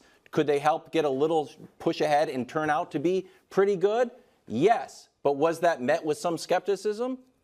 Yeah. Even though there seem to be good guys. But I think having some skepticism is fair, and you don't need to be maligned to like, how dare you be skeptical? No, I don't know. So, but here's the thing. I don't think this is where I think the skeptics. I think there's a bit of straw manning going on. I haven't heard a single person being like, "What a coincidence! Why, that is crazy that happened. That the Lakers happened to draft Bronny James." I haven't heard no one has argued. There has not been a single person out there saying that this is totally unrelated. This is just the player they wanted. Yeah. And Why would somebody say that? But I feel like the Lakers released their video, and it's like Rob talking I to think they're Bronny, and excited about it. I know, but there was an element of performance. a little bit. Okay, Because he understands, I would imagine, the situation of Bronny. Everybody's saying this is only for LeBron. We want to celebrate Bronny and at least we're going to let him know we actually want you. We actually care about you as a player, and I think that's what that was all about. And go ahead. I want to answer your thing about, because you said hypothetically if Steph's kids, if he could play with his kids or whatever. I do think that some of the skepticism about LeBron, some of the reaction is from the feeling, which has been, justified, that over the years he has orchestrated so much, whether it's going to certain teams, getting players traded to his team, whatever, coaches, all that. And I do think people are looking at this as, here's LeBron again, flexing his muscles and making something back. But I'm not mad at him for flexing his muscles. If you got it, go ahead and do that's it. Also that's where I also think, if we may just for another moment, think that so much of the LeBron discussion is just inverted from a place of something about him irks me and what he's doing is wrong, rather than objectively looking at it. People, you are correct, Brew, get more upset about LeBron hitting free agency, surveying the landscape, and saying, what place is the best position? Who can I get to join me? Rather than the 15 guys who, since the decision, have signed a new contract with a team saying, I want to be here, and then within 18 months been like, actually, you must trade me. Oh, I won't show up for camp. I'll be out of shape. None of that. Never ruined a season. Never thrown. And so this is the reason where I'm saying the skepticism part, I think, is some people are operating disingenuously, is because no one is arguing that this is a happy coincidence. But other folks are arguing that this is a sports crime. That using the 55th pick, which is worth about $1.8 million cash, or about evidently 20% of what Dylan Jones at pick 26 is worth, that we've never seen something like it. I saw the New York Knicks give a roster spot to Chris Smith because they wanted J.R. Smith to be happy. Yeah. The Lakers drafting the 27th ranked high school player in his class because it is one of the things that will make arguably the greatest player ever happy, and, you know, maybe a little more upside there than taking a 19-year-old from Latvia. We'll see. It's a low-risk thing.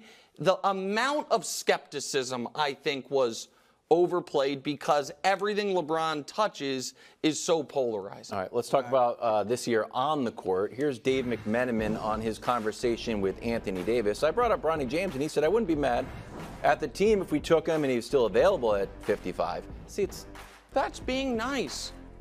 That's AD being nice to his play nephew. What do you think of that? I didn't say it. I know, but you clearly are thinking something. I don't know. Davis told me he was really impressed with the way he was able to break down the defense, get into the teeth of it, and be able to set up teammates for success. I think AD was just, you're right, being nice. Okay. But it's the idea that, like, other teams ahead of him were thinking about taking him in the 40s. I don't know if that's Well, didn't we discuss that someone might take him as like a trade chip? Yeah, but that seems disingenuous. So, maybe. But go ahead. All right, so Bronny's contributions this year look like what, bro? I'd be shocked if he makes any significant contributions to the Lakers. What I see with Bronny is playing a lot of G League basketball. They're not going to sign they don't have to sign a G League contract. They're going to get a legitimate NBA contract, but he still can play in the G League, and he needs to. Yeah. He needs to play. All right, it can't just be working out with coaches, shooting drills, things like that. So I think he'll be in the G League a lot.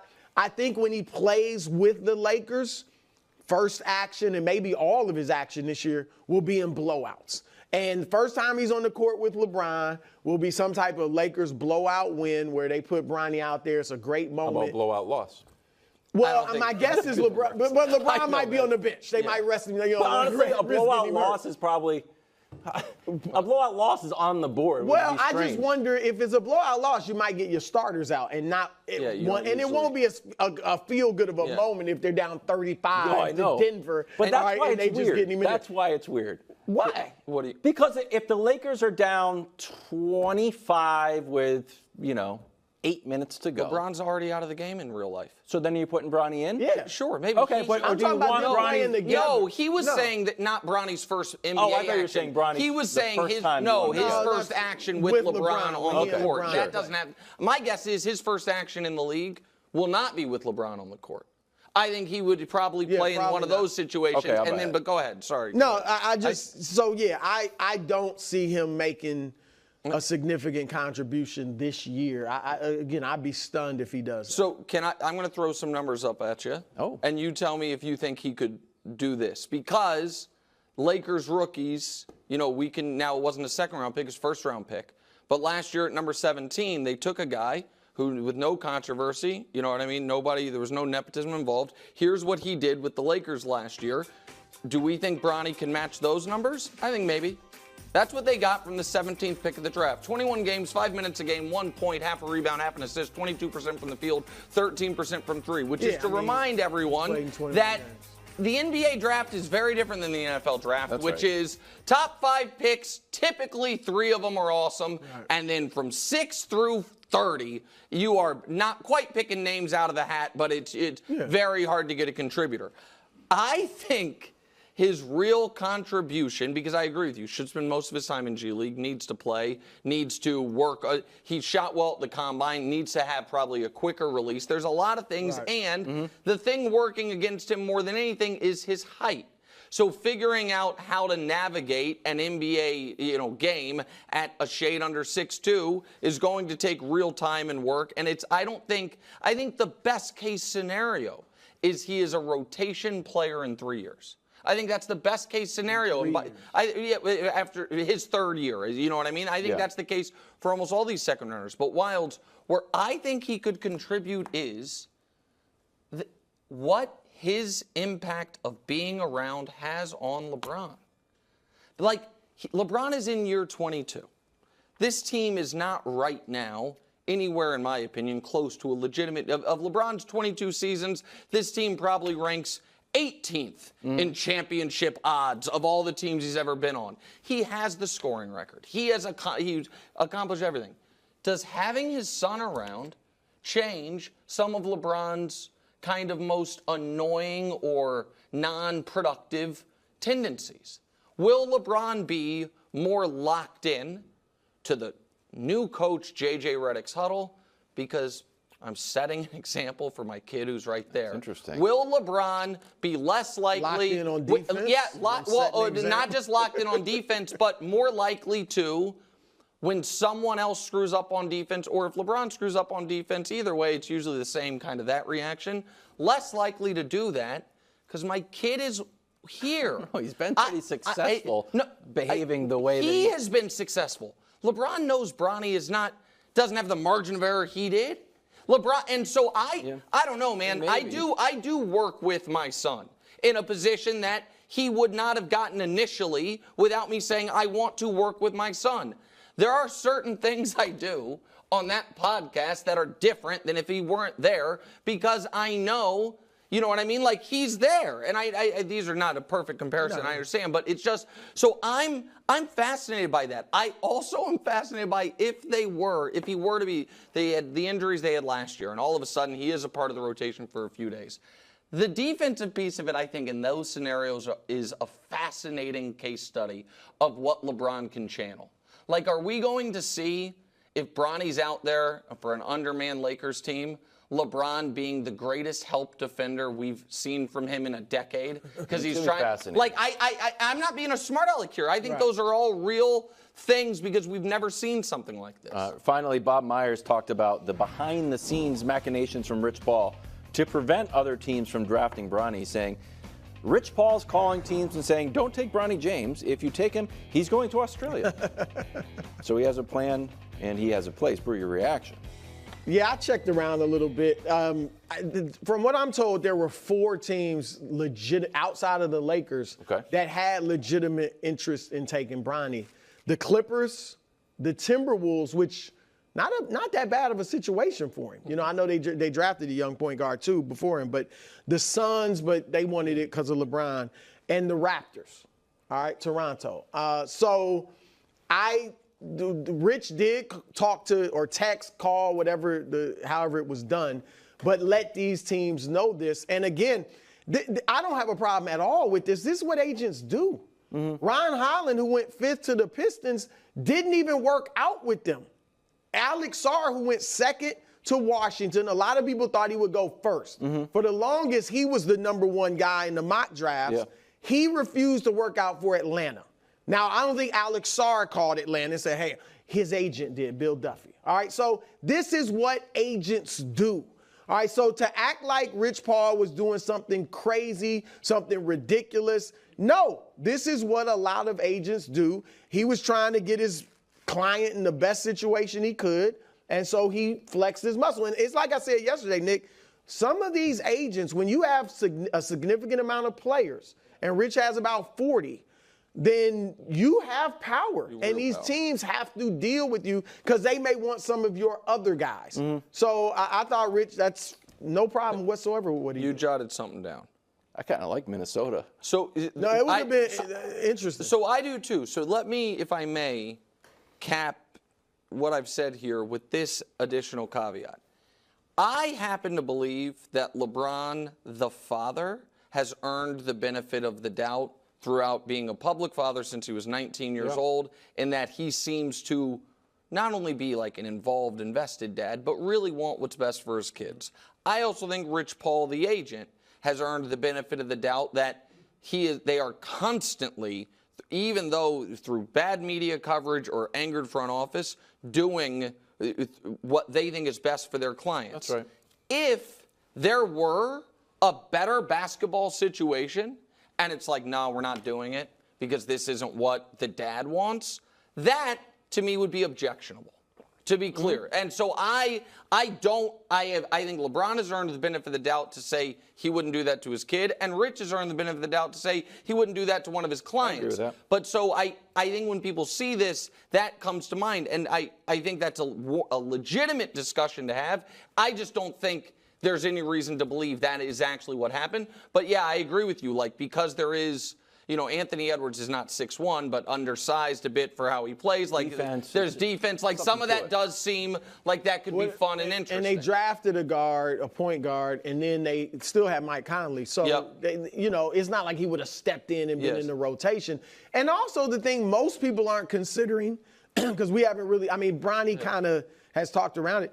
Maybe Bronny is also like, I do want to play with that. If I got the chance, if I have a choice, I do want to play with my dad. Of course. I know I can learn from him and it'll make me a better player. So maybe there's that too. And he was like, if you guys can get me to the Lakers, let's do it. Okay.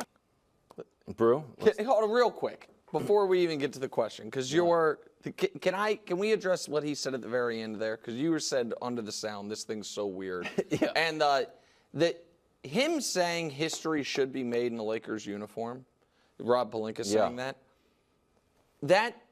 that is another one of the reasons, if I may, that whatever pushing LeBron did behind the scenes about this pick, I think much like the Russell Westbrook trade, didn't need to be pushed that hard because the Lakers like stuff like this.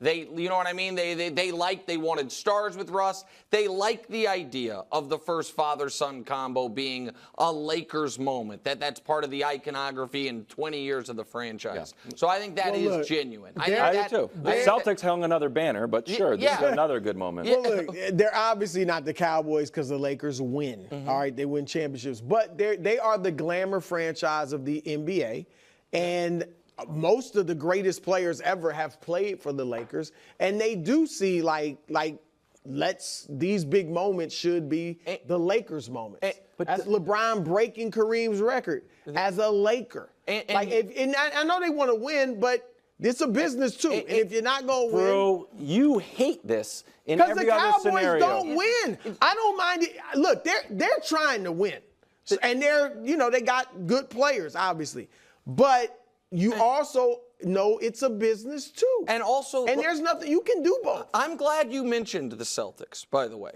because it is not like it is 100-1 in championships. It is now 18-17.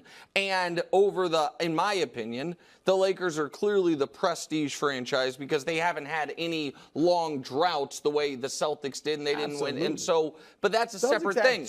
But they are two very different businesses, for good or for bad. Yeah. I think the Celtics are a much more smartly run organization. I also think that the Lakers err on the side of give Kobe the money.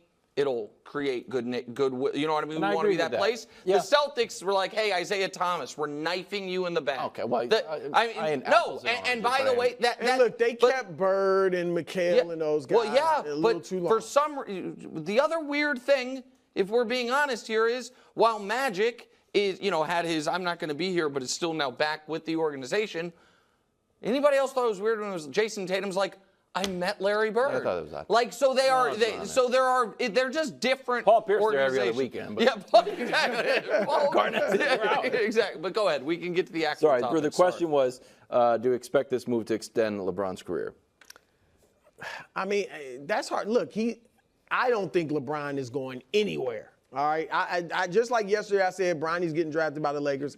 I'd be shocked if LeBron didn't re-sign with the Lakers. But he's going to sign a 3-year, $160 million deal most likely. And so that's signing up for 3 years. I don't think, unless he came out and just all of a sudden wasn't good or wasn't great even. If he was just a decent player all of a sudden, which I don't think any of us expect, I think he's playing at least 2 years, if not 3. And as Nick said, maybe, I don't know if I totally agree with this. I don't know if it's off the table that maybe Bronny could be a rotation player next year. I mean, we'll see. But I think that's something they're probably shooting for. But if it is in the 3rd year, that's LeBron's last year of the deal. And also, and I I don't want to put pressure on Bryce, his second son.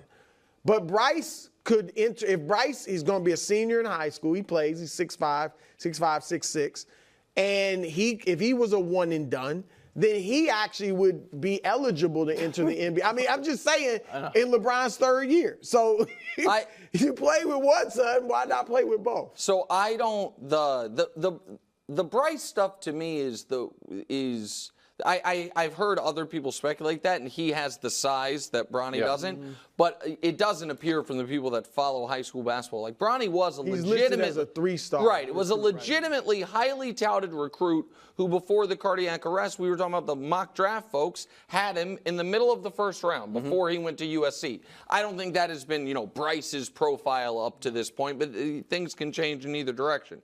And my answer to this is it certainly isn't going to hurt the length of his career. And what Bruce said is kind of where I was going, which is I think that that the plan is to treat these next 2 years like 2 more years of college as far as development goes. Sure. You know what I mean? That where he is going to play a lot of G League stuff, but instead of being at USC with a new coach or transferring or whatever, be with a professional franchise, going through all of that. What are you smiling about? No, I mean, still has.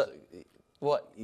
Go ahead. His coach probably would have more experience at USC. Okay, oh yeah. Well, that part's true. That part is true. But you understand what I mean? Like we with an NBA organization. But so I do think that if in 2 years LeBron was going to retire, but at that same time it's like, oh, Bronny has now gone on the Austin Reeves trajectory, not to be that good, but where it was like, is this guy even going to make the team? Oh wait, he's something. Oh wait, he's going to be in our rotation. That I think, LeBron might be like, oh, I'll stick around 1 more year for that. Yeah. To where instead of it just being ceremonial or we got a moment together where we're playing 20 minutes a night together. But again, that is long-term projection of best case scenario for both guys, that LeBron could do it and that Bronny would project that way, which is far better than most first picks of the second round, much less 50. It was like a Louis Scola, Patty Mills, our number 55 picks. Best case scenario. That's just at 55. Yeah. Do you have another thing, Brew? No, I was just going to say the other thing, obviously, is LeBron's health. All right, Brew, your reaction to LeBron's All-Star nod. Well, I'm happy for him. I feel like it's only right. Like, the All-Star game is a showcase and an exhibition. And LeBron has been the face of the league for the past 20 years. So I think it is right to have him there. And when you look at his numbers and the way he's played, 22 points, about 6 rebounds, 6 assists a game on 50% shooting. I'm not saying he's been terrific, but you can, and on the 6th seed in the West, a team that, is playing pretty good basketball, you can justify having him on this roster. And so I feel like it was fine to put him on there, and you can't look at his performance and be like, this is ridiculous, this is a joke. So I think it's good to have him on there. Now, I do think Kawhi Leonard is playing better than LeBron. Kawhi not being on this team is one of the biggest slights I've seen in a long time as far as all-star snubs. They've won 17 of their last 21 games. Kawhi's averaging almost 28 points a game. He's playing great. But the guy I would have had off instead of LeBron to put Kawhi on is Denny Avdia, who is a great young player in Portland. I mean, he's playing lights out, but they're 4 games below 500. And I do think you can look at LeBron. LeBron is the second option when Reeves is in there, and darn near the third option when Reeves is there. I do think LeBron could score more if that was his role or he was being asked to, or if Luka wasn't there. So I'm fine with LeBron. I'm glad he'll be there for this type of showcase. But I would have had Kawhi over Avdia. Or Chet. Yeah, I mean, I think the feeling was just that OKC their record's so good, you got to right, put them in. But Chet, so this is this is where I get frustrated with some of the coverage of LeBron. Because Hollinger, who I like a lot. Yeah, he torched it. And is not like a hot take guy. No. Called it outrageous. One of the most outrageous things he's seen. And I just wonder, if folks, when it comes to this player, just have a total inability to remember anything that happened with other players that sit in the same room he sits in. Because in my lifetime, there are 3 players that were in that no doubt top 10 and, you know, kind of legendary icon status that had long careers and at the end got some, are you active? Are you still, you're going to be an all-star, and nobody cared. The first was Kobe, who we could show you his last 2 all-star appearances, but here's the last one. His team was 11-44. He averaged 17 points a game and was 35% from the field. Nobody thought it was an outrage. Right. Michael Jordan. Kobe and Jordan, were they voted by the fans? I'll be totally honest, that I couldn't look up. I couldn't find that. So I'm not certain. Here's Jordan. Jordan's first year with the Wizards, you can make the case he was a legitimate, even if his name was Michael Jameson, all-star. His second year with the Wizards, you know why he made the all-star team? He ended up averaging 20 that year. He had second half of the year, he averaged a little more. He made that team that year because he was Michael Jordan. And Kareem, his final year, was 9 points a game. and that he picked it up as well. I think he got to 11 in the second half. But you know what?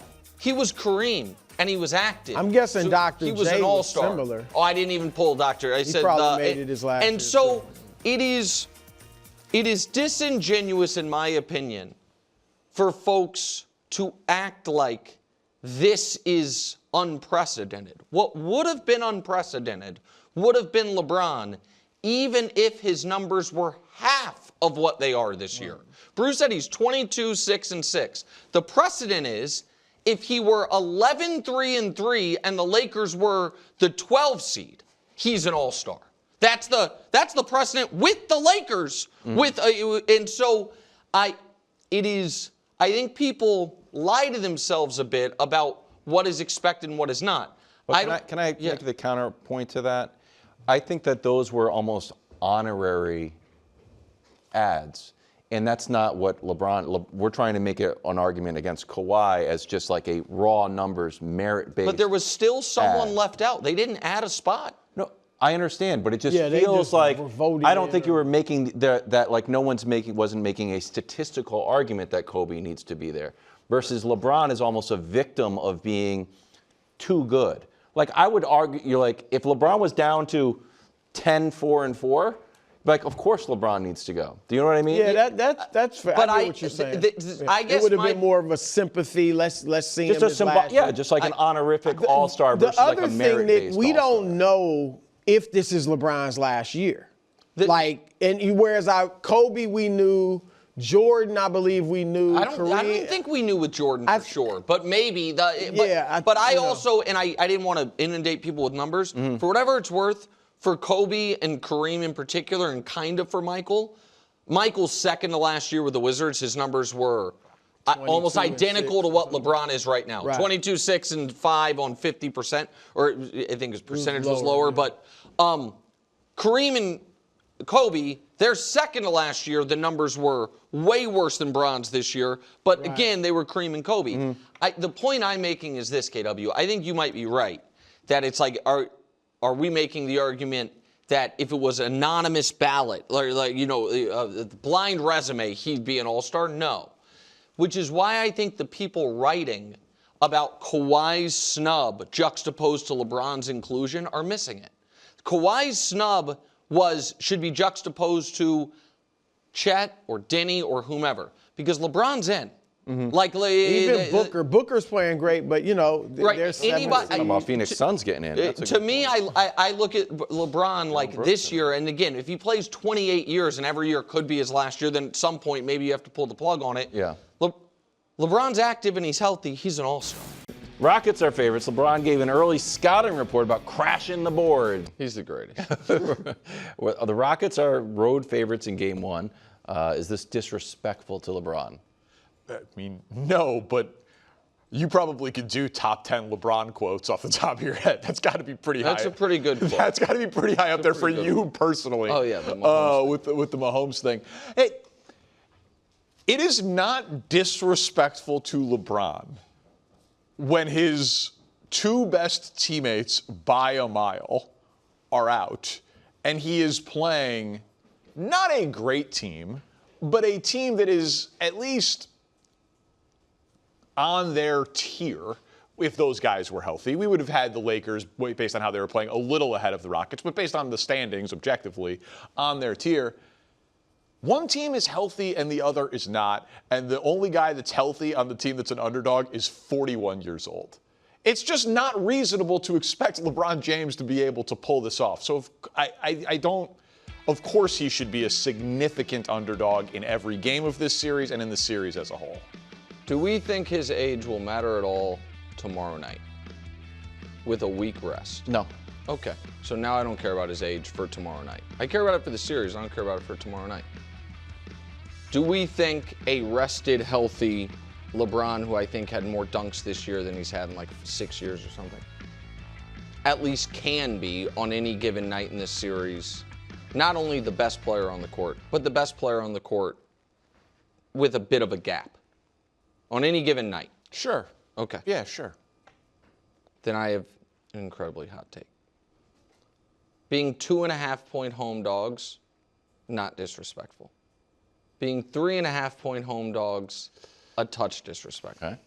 Being 5.5-point home dogs in the game of the series that you are, I would think, most likely to win, wildly disrespectful. I think this is, if they're, I don't think the Lakers are getting swept. I think if Luka comes back, they will win the series. It seems like the odds of Luka coming back are at this point slim, so that's why I have Rockets in 6. The game they're most likely to win is this one. Now, I know historically LeBron has had a bit of game one feel-out games. I can't imagine that he can afford that here. And I viewed his quote really a call to DeAndre Ayton's arms. I feel like it was, hey man, you are going to be the second most important Laker against this team in controlling the glass and not allowing them, pardon me, to get additional possessions. But I do think that the Vegas lean on this series, all of it, has been a little disrespectful. Minus 900, which is what the Rockets opened, I think it's down to like minus 750, is saying you have no shot. It's saying this series is over, and I think that if one team has LeBron playing at the level that he is, unless the other team is just an awesome team, no matter LeBron's teammates, it borders on disrespectful. And I don't look at the Rockets, not only do I not look at them as an awesome team, they also are incomplete as far as, guys they would like to have at full strength. Now, they've been dealing with it with Fred VanVleet all year and with Steven Adams for months, but this is not a perfectly constructed team due to injury. This is not a team that we've watched all year and like, man, they execute great. This is not a team that at any point this year we were like, well, they might have lost, but they sure love each other in that locker room. And so for I think in LA, being damn near a touchdown underdog is a little too much. Yeah, it's not one-on-one basketball, man. You're talking like it's the best player doesn't always win. The Rockets are the better team. They are the more athletic team. They are the deeper team. They are the better rebounding team. And LeBron was like, "Are you going to send a message?" And he's like, "No." And then he sent a pretty clear message, like, "Do your job." And I just wonder or I have severe doubts, I guess is a better way to say it, that even if everyone on the Lakers does their job, it's enough with how shorthanded they are. Like, I absolutely agree with you. LeBron's going to have a great game. I would even say, what if he went 30, 10, and 10? A 30-point triple-double. That is more likely than not going to be enough for them to win this basketball game. I I don't think it can be understated if Luka is first team All-NBA, a fringe MVP candidate, and he's out, and Austin Reeves is Their second leading scorer. their second leading scorer and a great offensive basketball player. And at the Lakers at their best, the recipe is we just got to outscore everybody. Well, I And you think that remove changes. I think that part changes. The Lakers at their best are we just got to outscore everybody because your two leading scorers are objectively not good defenders. And you replace them with better defensive guys. I get it, but I think LeBron and the Lakers win this game. I think JJ Redick is going to have. JJ Redick knows those guys are out, and it's not like, hey, we're going to run out the same game plan, except instead of Luka, we're going to have. I don't even know who's starting instead of. So I mean, it'll be LeBron, Marcus Smart, DeAndre Ayton, Rui, and the fifth guy. Kennard. Oh yeah. Okay. Kennard. Do I think Luke Kennard can hit a bunch of threes and get hot? Yes. Do I think LeBron is going to have a game like he had against the Mavs with a dash of the playoff game, the famous J.R. Smith timeout game, where I will single-handedly, and it was granted it was a long time ago, I will single-handedly carry this team and keep it close. And as long as something catastrophic doesn't happen, we should win the game. Now, if he loses that game, I think it's bad. I think LeBron goes back and it's like, I just emptied the clip and that's it. And that's the. And again, if people weren't watching 2 hours ago, I picked the Lakers to lose this series in 6. I do not think the Lakers are going to win the series, but I do think, to your point, that with this much rest and preparation going into it, the game they are most likely to win of the whole series is this one. So it could end up being a Rockets gentleman's sweep and the Lakers win. And most of your analysis spot on and the Lakers win this one. And I think there is an element of, if they get the first one, figuring out, is there a way to get one of the next three if it looks like Luka can be back for a game 5 or 6? I don't know, but this is the, if we were playing must win, the Lakers are they might be in the only must win game 1 of any of these teams in the playoffs. I believe that. Nick, the Lakers were underdogs in both games, but you picked them in both games. How surprised are you? Well, I'm not surprised by last night. To be fair, I did individually say they'd win game 1, but I picked them to lose the series. Yeah. But then after game 1, I picked them to win the series. I picked them to win game 2. So I'm not surprised based on yesterday. I am surprised based on 5 days ago, which is why I'll be the first to say, Bron, I'm sorry. I, along with literally every single person in the media, I think underestimated him a bit. And listen, that's all I have to apologize to LeBron for. Yeah. There are some other folks that were, the Lakers are better off without him. His salary is the problem. Who really would want him at more than the mid-level next year?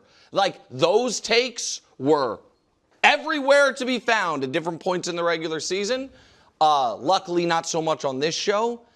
But he showed last night, and I want to show the beginning of the second half, Brew, because I didn't think, before we get to the plays, Dust, I didn't think LeBron actually had it last night.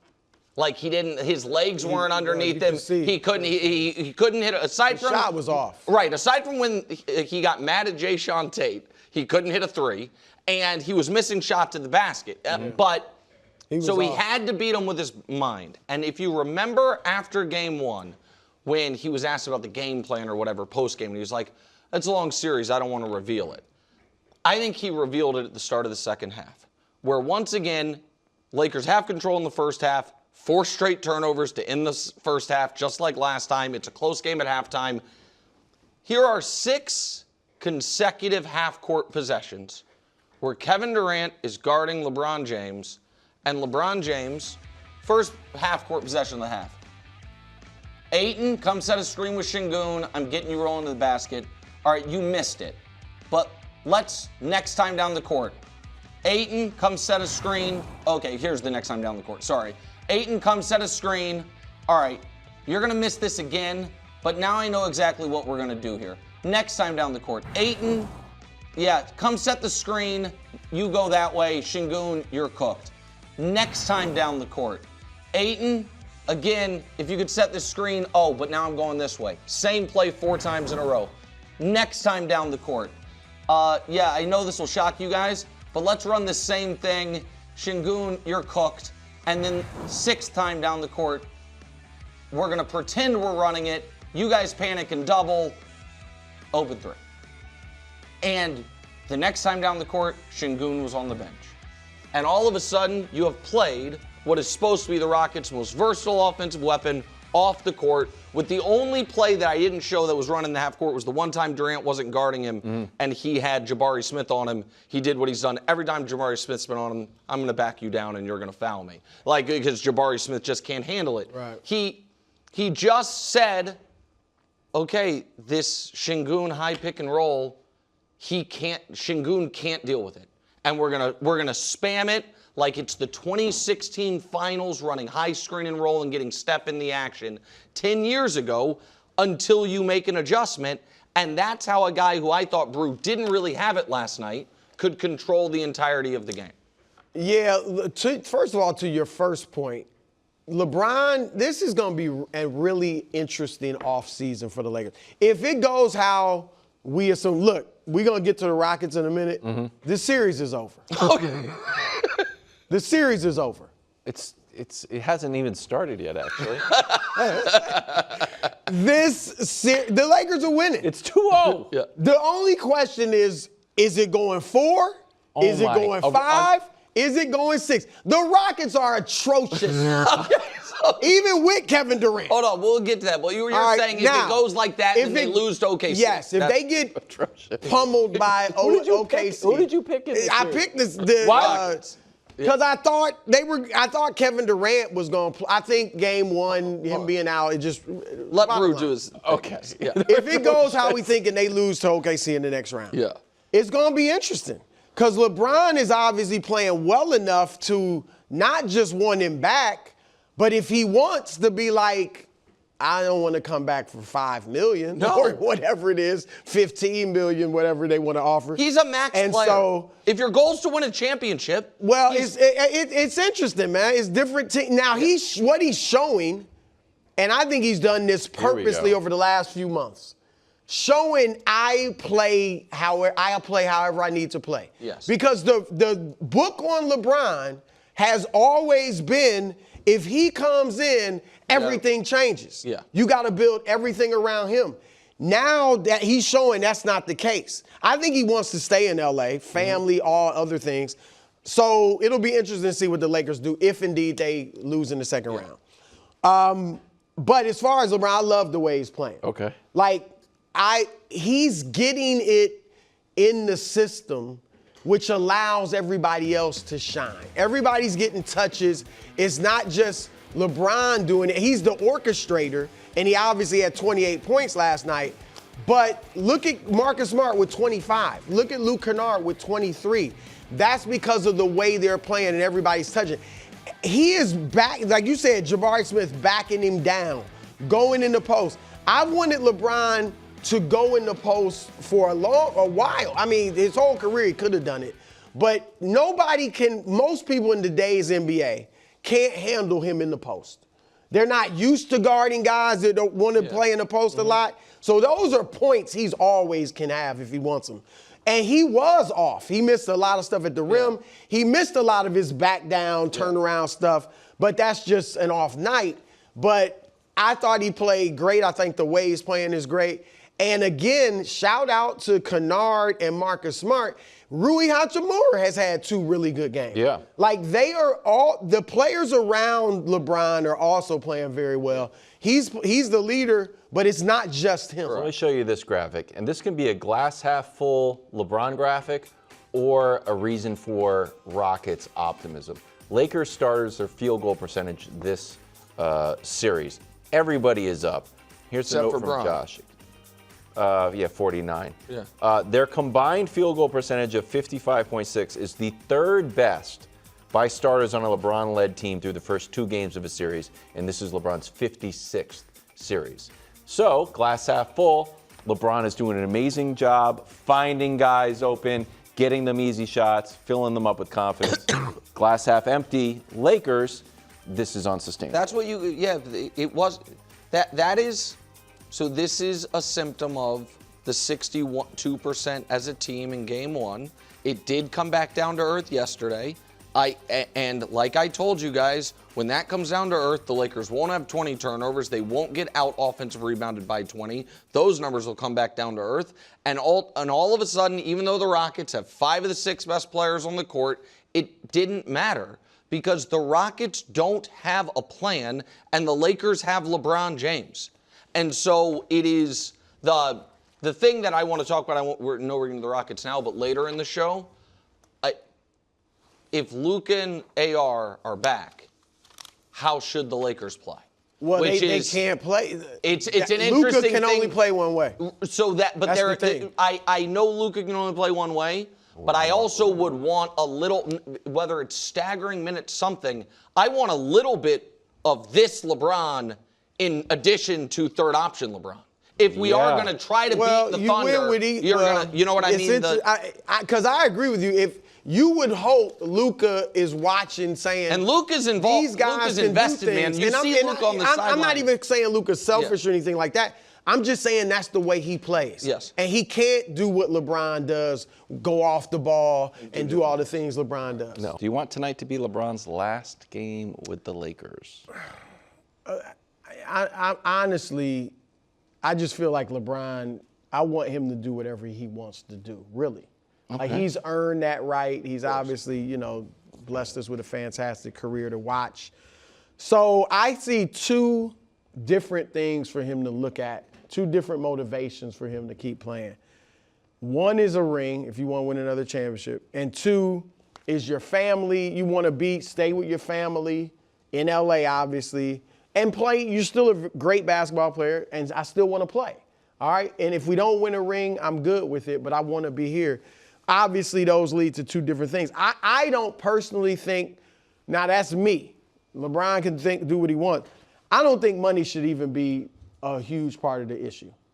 Obviously, he's got enough money. He's over $1 billion, over $1 billion.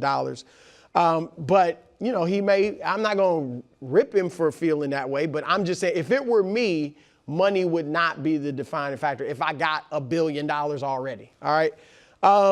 If it's a ring, if that's his number one motivation, I think Cleveland, assuming they get bounced this series, is the best choice. Okay. Because, and these are teams that are contenders or fringe contenders, but if he went there, he would get a lot of credit for it. They need him. He could be that piece that gets them over the top. So Cleveland be number 1. Denver be number 2. They could use him too, right? If the Knicks, I don't expect the Knicks to lose soon, but if they don't get to the finals, the Knicks could be. What if they get to the finals and get blasted? If they get to the finals and the series doesn't look that different than it's OKC and they beat them like they're beating the Lakers, then that gives because he needs to go somewhere where he will get credit if he helps them win a championship. So that's a good one. If it's just family and I want to play ball, obviously the Lakers. Now, if it were the Lakers, if he wants to stay in the Lakers, I personally think he wants to stay in LA. That's just me.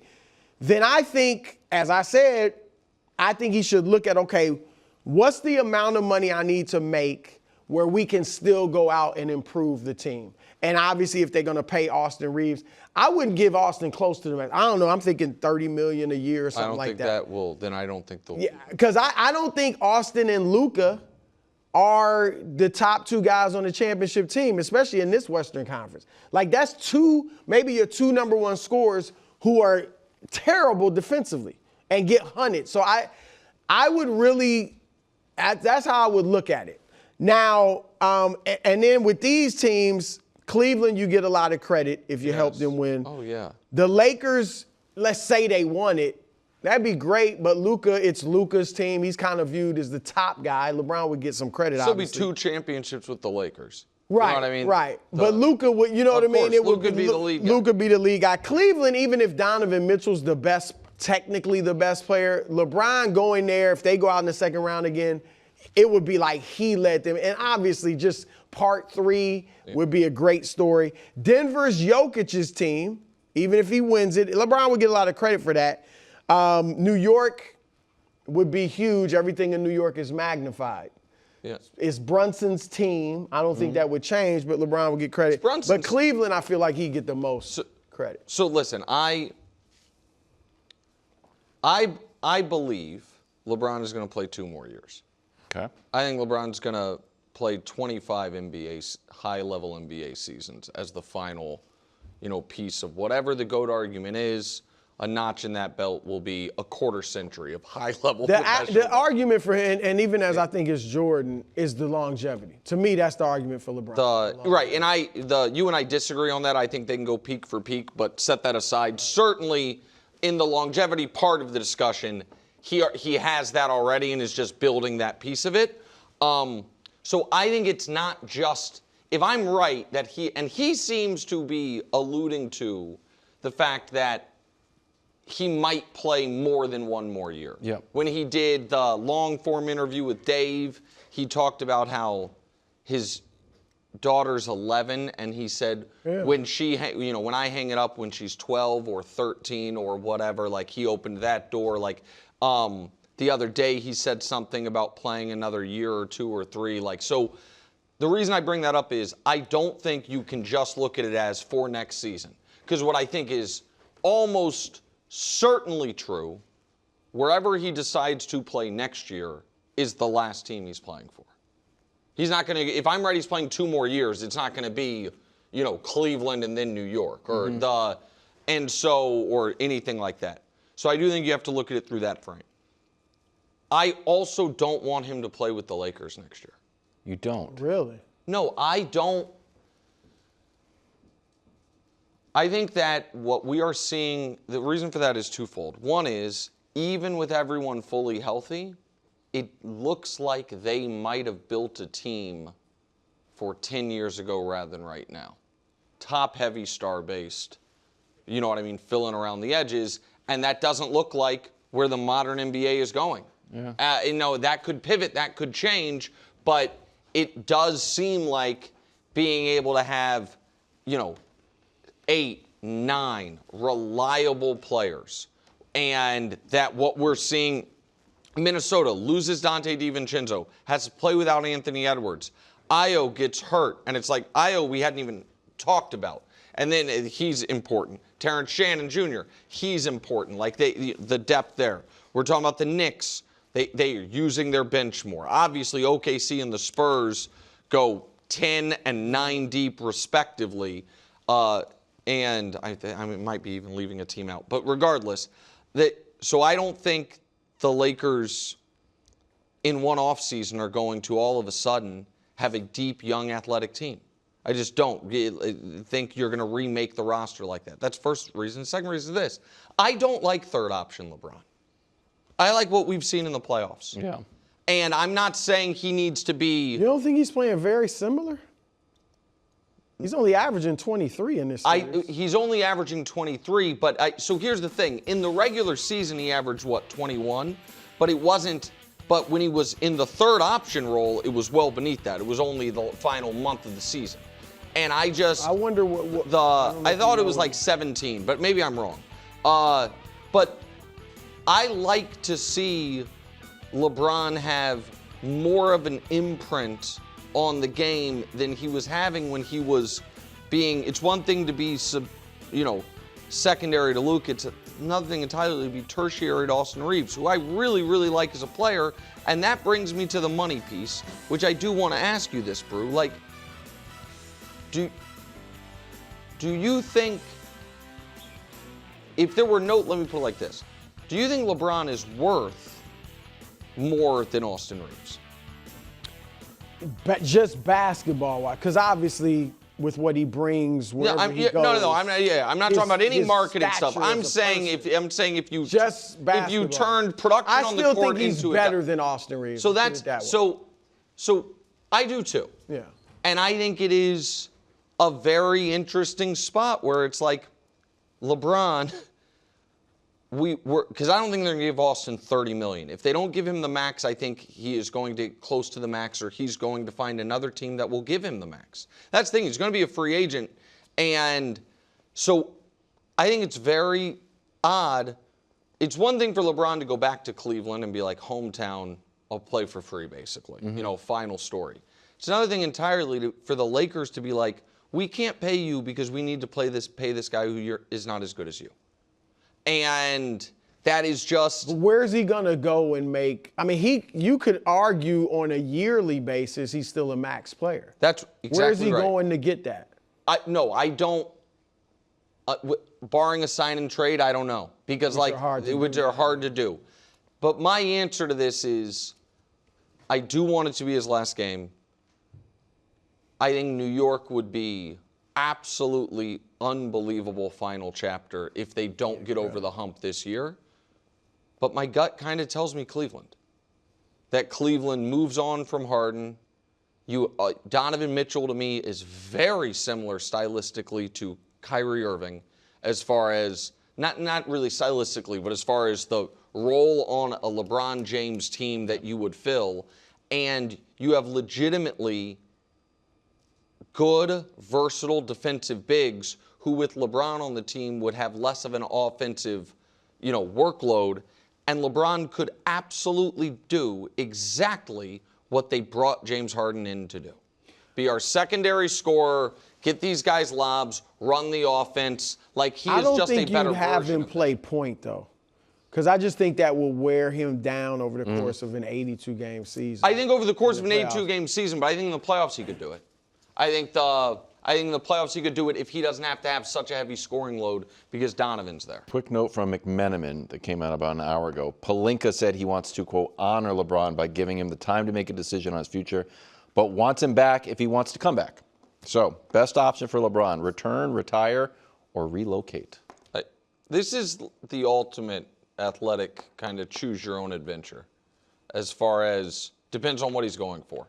I think there's 4 viable options, and I think they all fill a different potential bucket. So I'm going to lay that out, and then I'll say what I want LeBron to do. But I agree with what Bruce said. He obviously is going to and should do what he wants specifically, but so I'll be selfish about what I want on it. But the ultimate legacy play is to go to the New York Knicks and try to win a championship, assuming they don't win the title this year. Right. That is the. And we just got to wait and see. Right. But if they do win, the Knicks are out, though. Yes. Got to be out. Absolutely. It wouldn't make any. The difference between delivering them their first championship in more than 50 years or joining them when they're already champions. He cannot do that. He can't do that. He can't. But I do. Let me ask you this. What if they go to the finals, lose in 6? I think if they go to the finals and lose in almost any fashion other than maybe the way the Pacers lost last year. Game 7 with an injury question around it, he can go there and he will get it celebrate if they were to win, celebrated as the piece. And so it would be 4th ring with 4th team. I think they would have a real shot at it. And there's a very easy way to make that work as far as where he can get paid somewhat because it'd probably have to be like a sign-and trade for Mikal Bridges or a sign-and trade for OG Anunoby or something like that. Both of whom would fit with the Lakers Luka. great. So, but that's the highest upside legacy play on it. Second one. It's kind of the storybook one last run in Cleveland. Started there, ended there. He always talks about Northeast Ohio and Akron and all of that. And I think they would be viable contenders. And I am assuming Harden wouldn't be there, but the rest of the pieces would be. Bucket 3, what's best for the NBA? Him to go to Golden State. There we go. I don't think they could win the championship. I think it would be a little weird to see him finish his career on Steph's team, but it would be the biggest show the NBA's had in forever. And then there's the family play, which is stay in Los Angeles. Not be long distance from his wife and daughter, play on the team with Bronny, all of that. I think those are the 4 viable options. Brew, me personally, I'd want him to be the final piece for the Knicks. Not only because we're here and you get to see him play, but I think that is the most exciting and interesting of the chapters, along with the team with the best chance to win a championship. So that's how I see it. I think those are his 4 options. I think they're all legitimate options. I think the best option's the Knicks under the circumstances I laid out. I think all that's great. I agree with a lot of that, and even the reasons you laid out. Let me address the retirement thing. I don't think he's going to retire. I would love to see him have a retirement tour, like for the year. So would he. But the problem with that, here's the problem with that. Wants a retirement tour. He's playing so well that he's playing well enough where it's always going to be like, well, should he play next year? You know what I mean? That's the thing about like the he's retirement playing tour. so You box well. It's yourself like into where you have to quit. Well, you have to be kind of.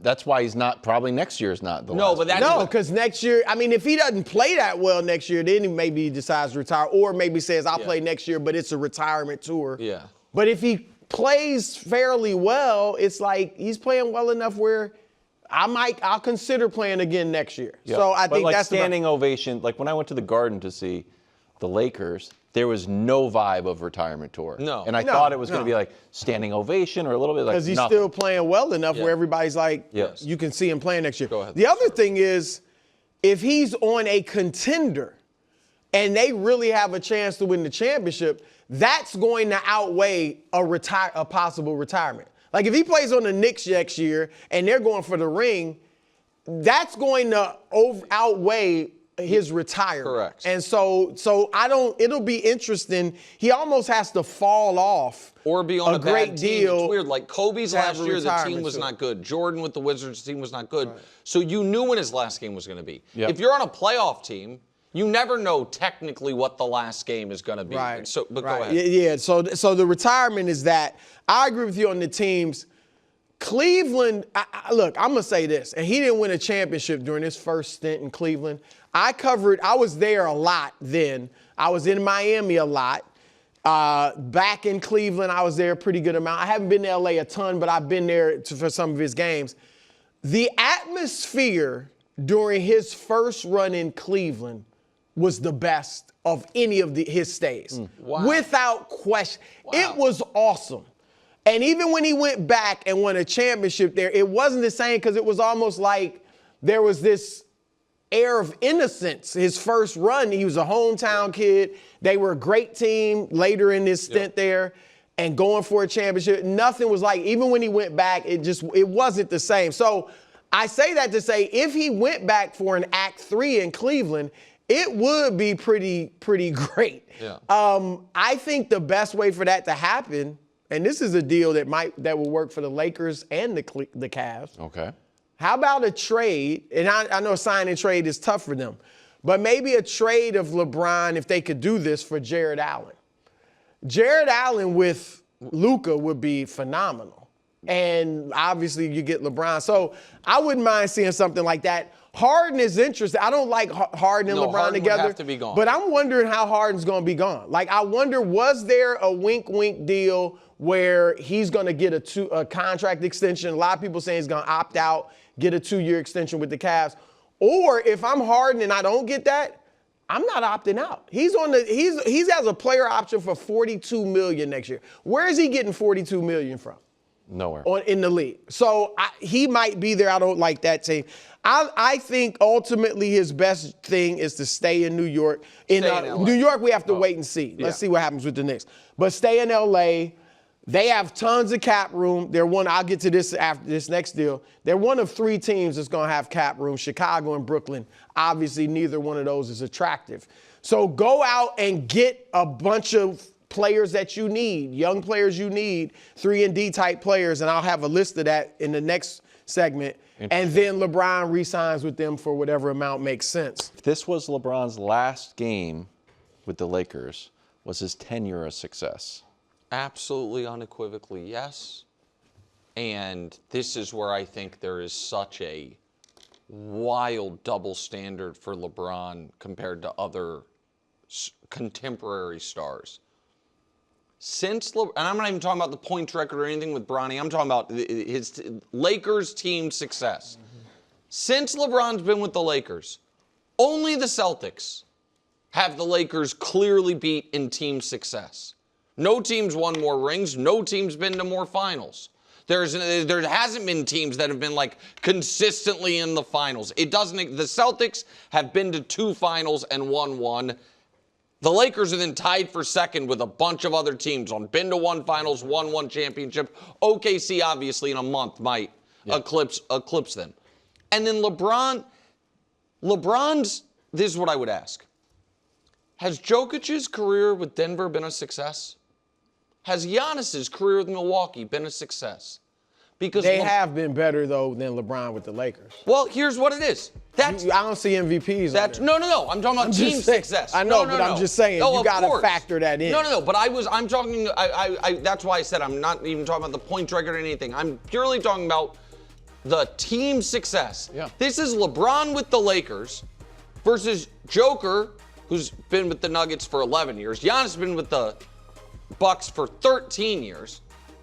It's the same number of finals appearances, the same number of titles, the same number of conference finals appearances, roughly the same regular season win percentage, the playoff win-loss rate, 8 series won, 10 series won, 7 series won. Like, if the Lakers were not successful with LeBron, then what we're saying is in the last 8 years in the NBA, only the Celtics have been successful. Or maybe not them. Maybe nobody's been successful. But the reason there's a double standard is he's LeBron. Like nobody else is in the GOAT conversation. LeBron. But you don't. So I'm just saying, you can't sit here and say there's a double standard. Of course there is. You're LeBron James. No, hold on. I'm not gonna say he wasn't successful. He was wildly successful with the Lakers. So I'm agreeing with you on that. But I'm just saying, yes, that's a compliment to LeBron that there's a double standard. I'm not comparing you to freaking Nikola Jokic, as great as he is. I'm comparing you to Michael Jordan, yourself, Kareem, Matt, guys like that. So there's a double standard, yes. But I agree with you, it was wildly successful. I said before he went to LA, if you go there, you got to win a championship. Because all the all-time greats except Elgin Baylor there won championships. Yep. He did do that. He also got, in accordance with the championship, Anthony Davis there. He became the all-time leading scorer there. That's nothing to sneeze at. He played with his son there, which is something we've never seen. The Lakers don't do big events, with all due respect, as well as the Knicks do. I've been around both teams. If he had played with Bronny in New York, been the all-time leading scorer in New York, it would have been blown out of this world. So those are huge things you can't discount. I think my hierarchy, obviously he's not like the greatest Laker of all time, but this is my hierarchy of Los Angeles Lakers, because George Mikan was in Minneapolis. But Magic, Kobe, some might switch that. That's fine. I don't argue that. Kareem third, Shaq fourth, Jerry West fifth, and then LeBron sixth. LeBron becoming 6 is actually pretty good. Yeah, I think that's. And it's ahead of Wilt. Wilt was there only 5 years. You're only counting what they did as Lakers. Yeah. That's why Kareem's down to third. I think you're totally right, Brew, that LeBron should be held to a higher standard than Jokic and Giannis. The point that and maybe I didn't say it, I just thought it. I don't think, past his prime LeBron should be held to a higher standard than prime Jokic and prime Giannis. That's the point I'm making. I agree with that. And so, the Lakers. That's why I like this getting sweat. Yeah, anybody that thinks the that affects Lakers' his legacy tenure was the very end of what was left of his prime, and then still great, but past his prime. And there's just no team has been ripping off, these unbelievable runs over these last 8 years. And so it's made making 2 conference finals and winning 1 championship maybe more impressive than it would have been 20 years ago. Thanks for watching. Subscribe here to get more from the show and to check out clips from other shows on FS1.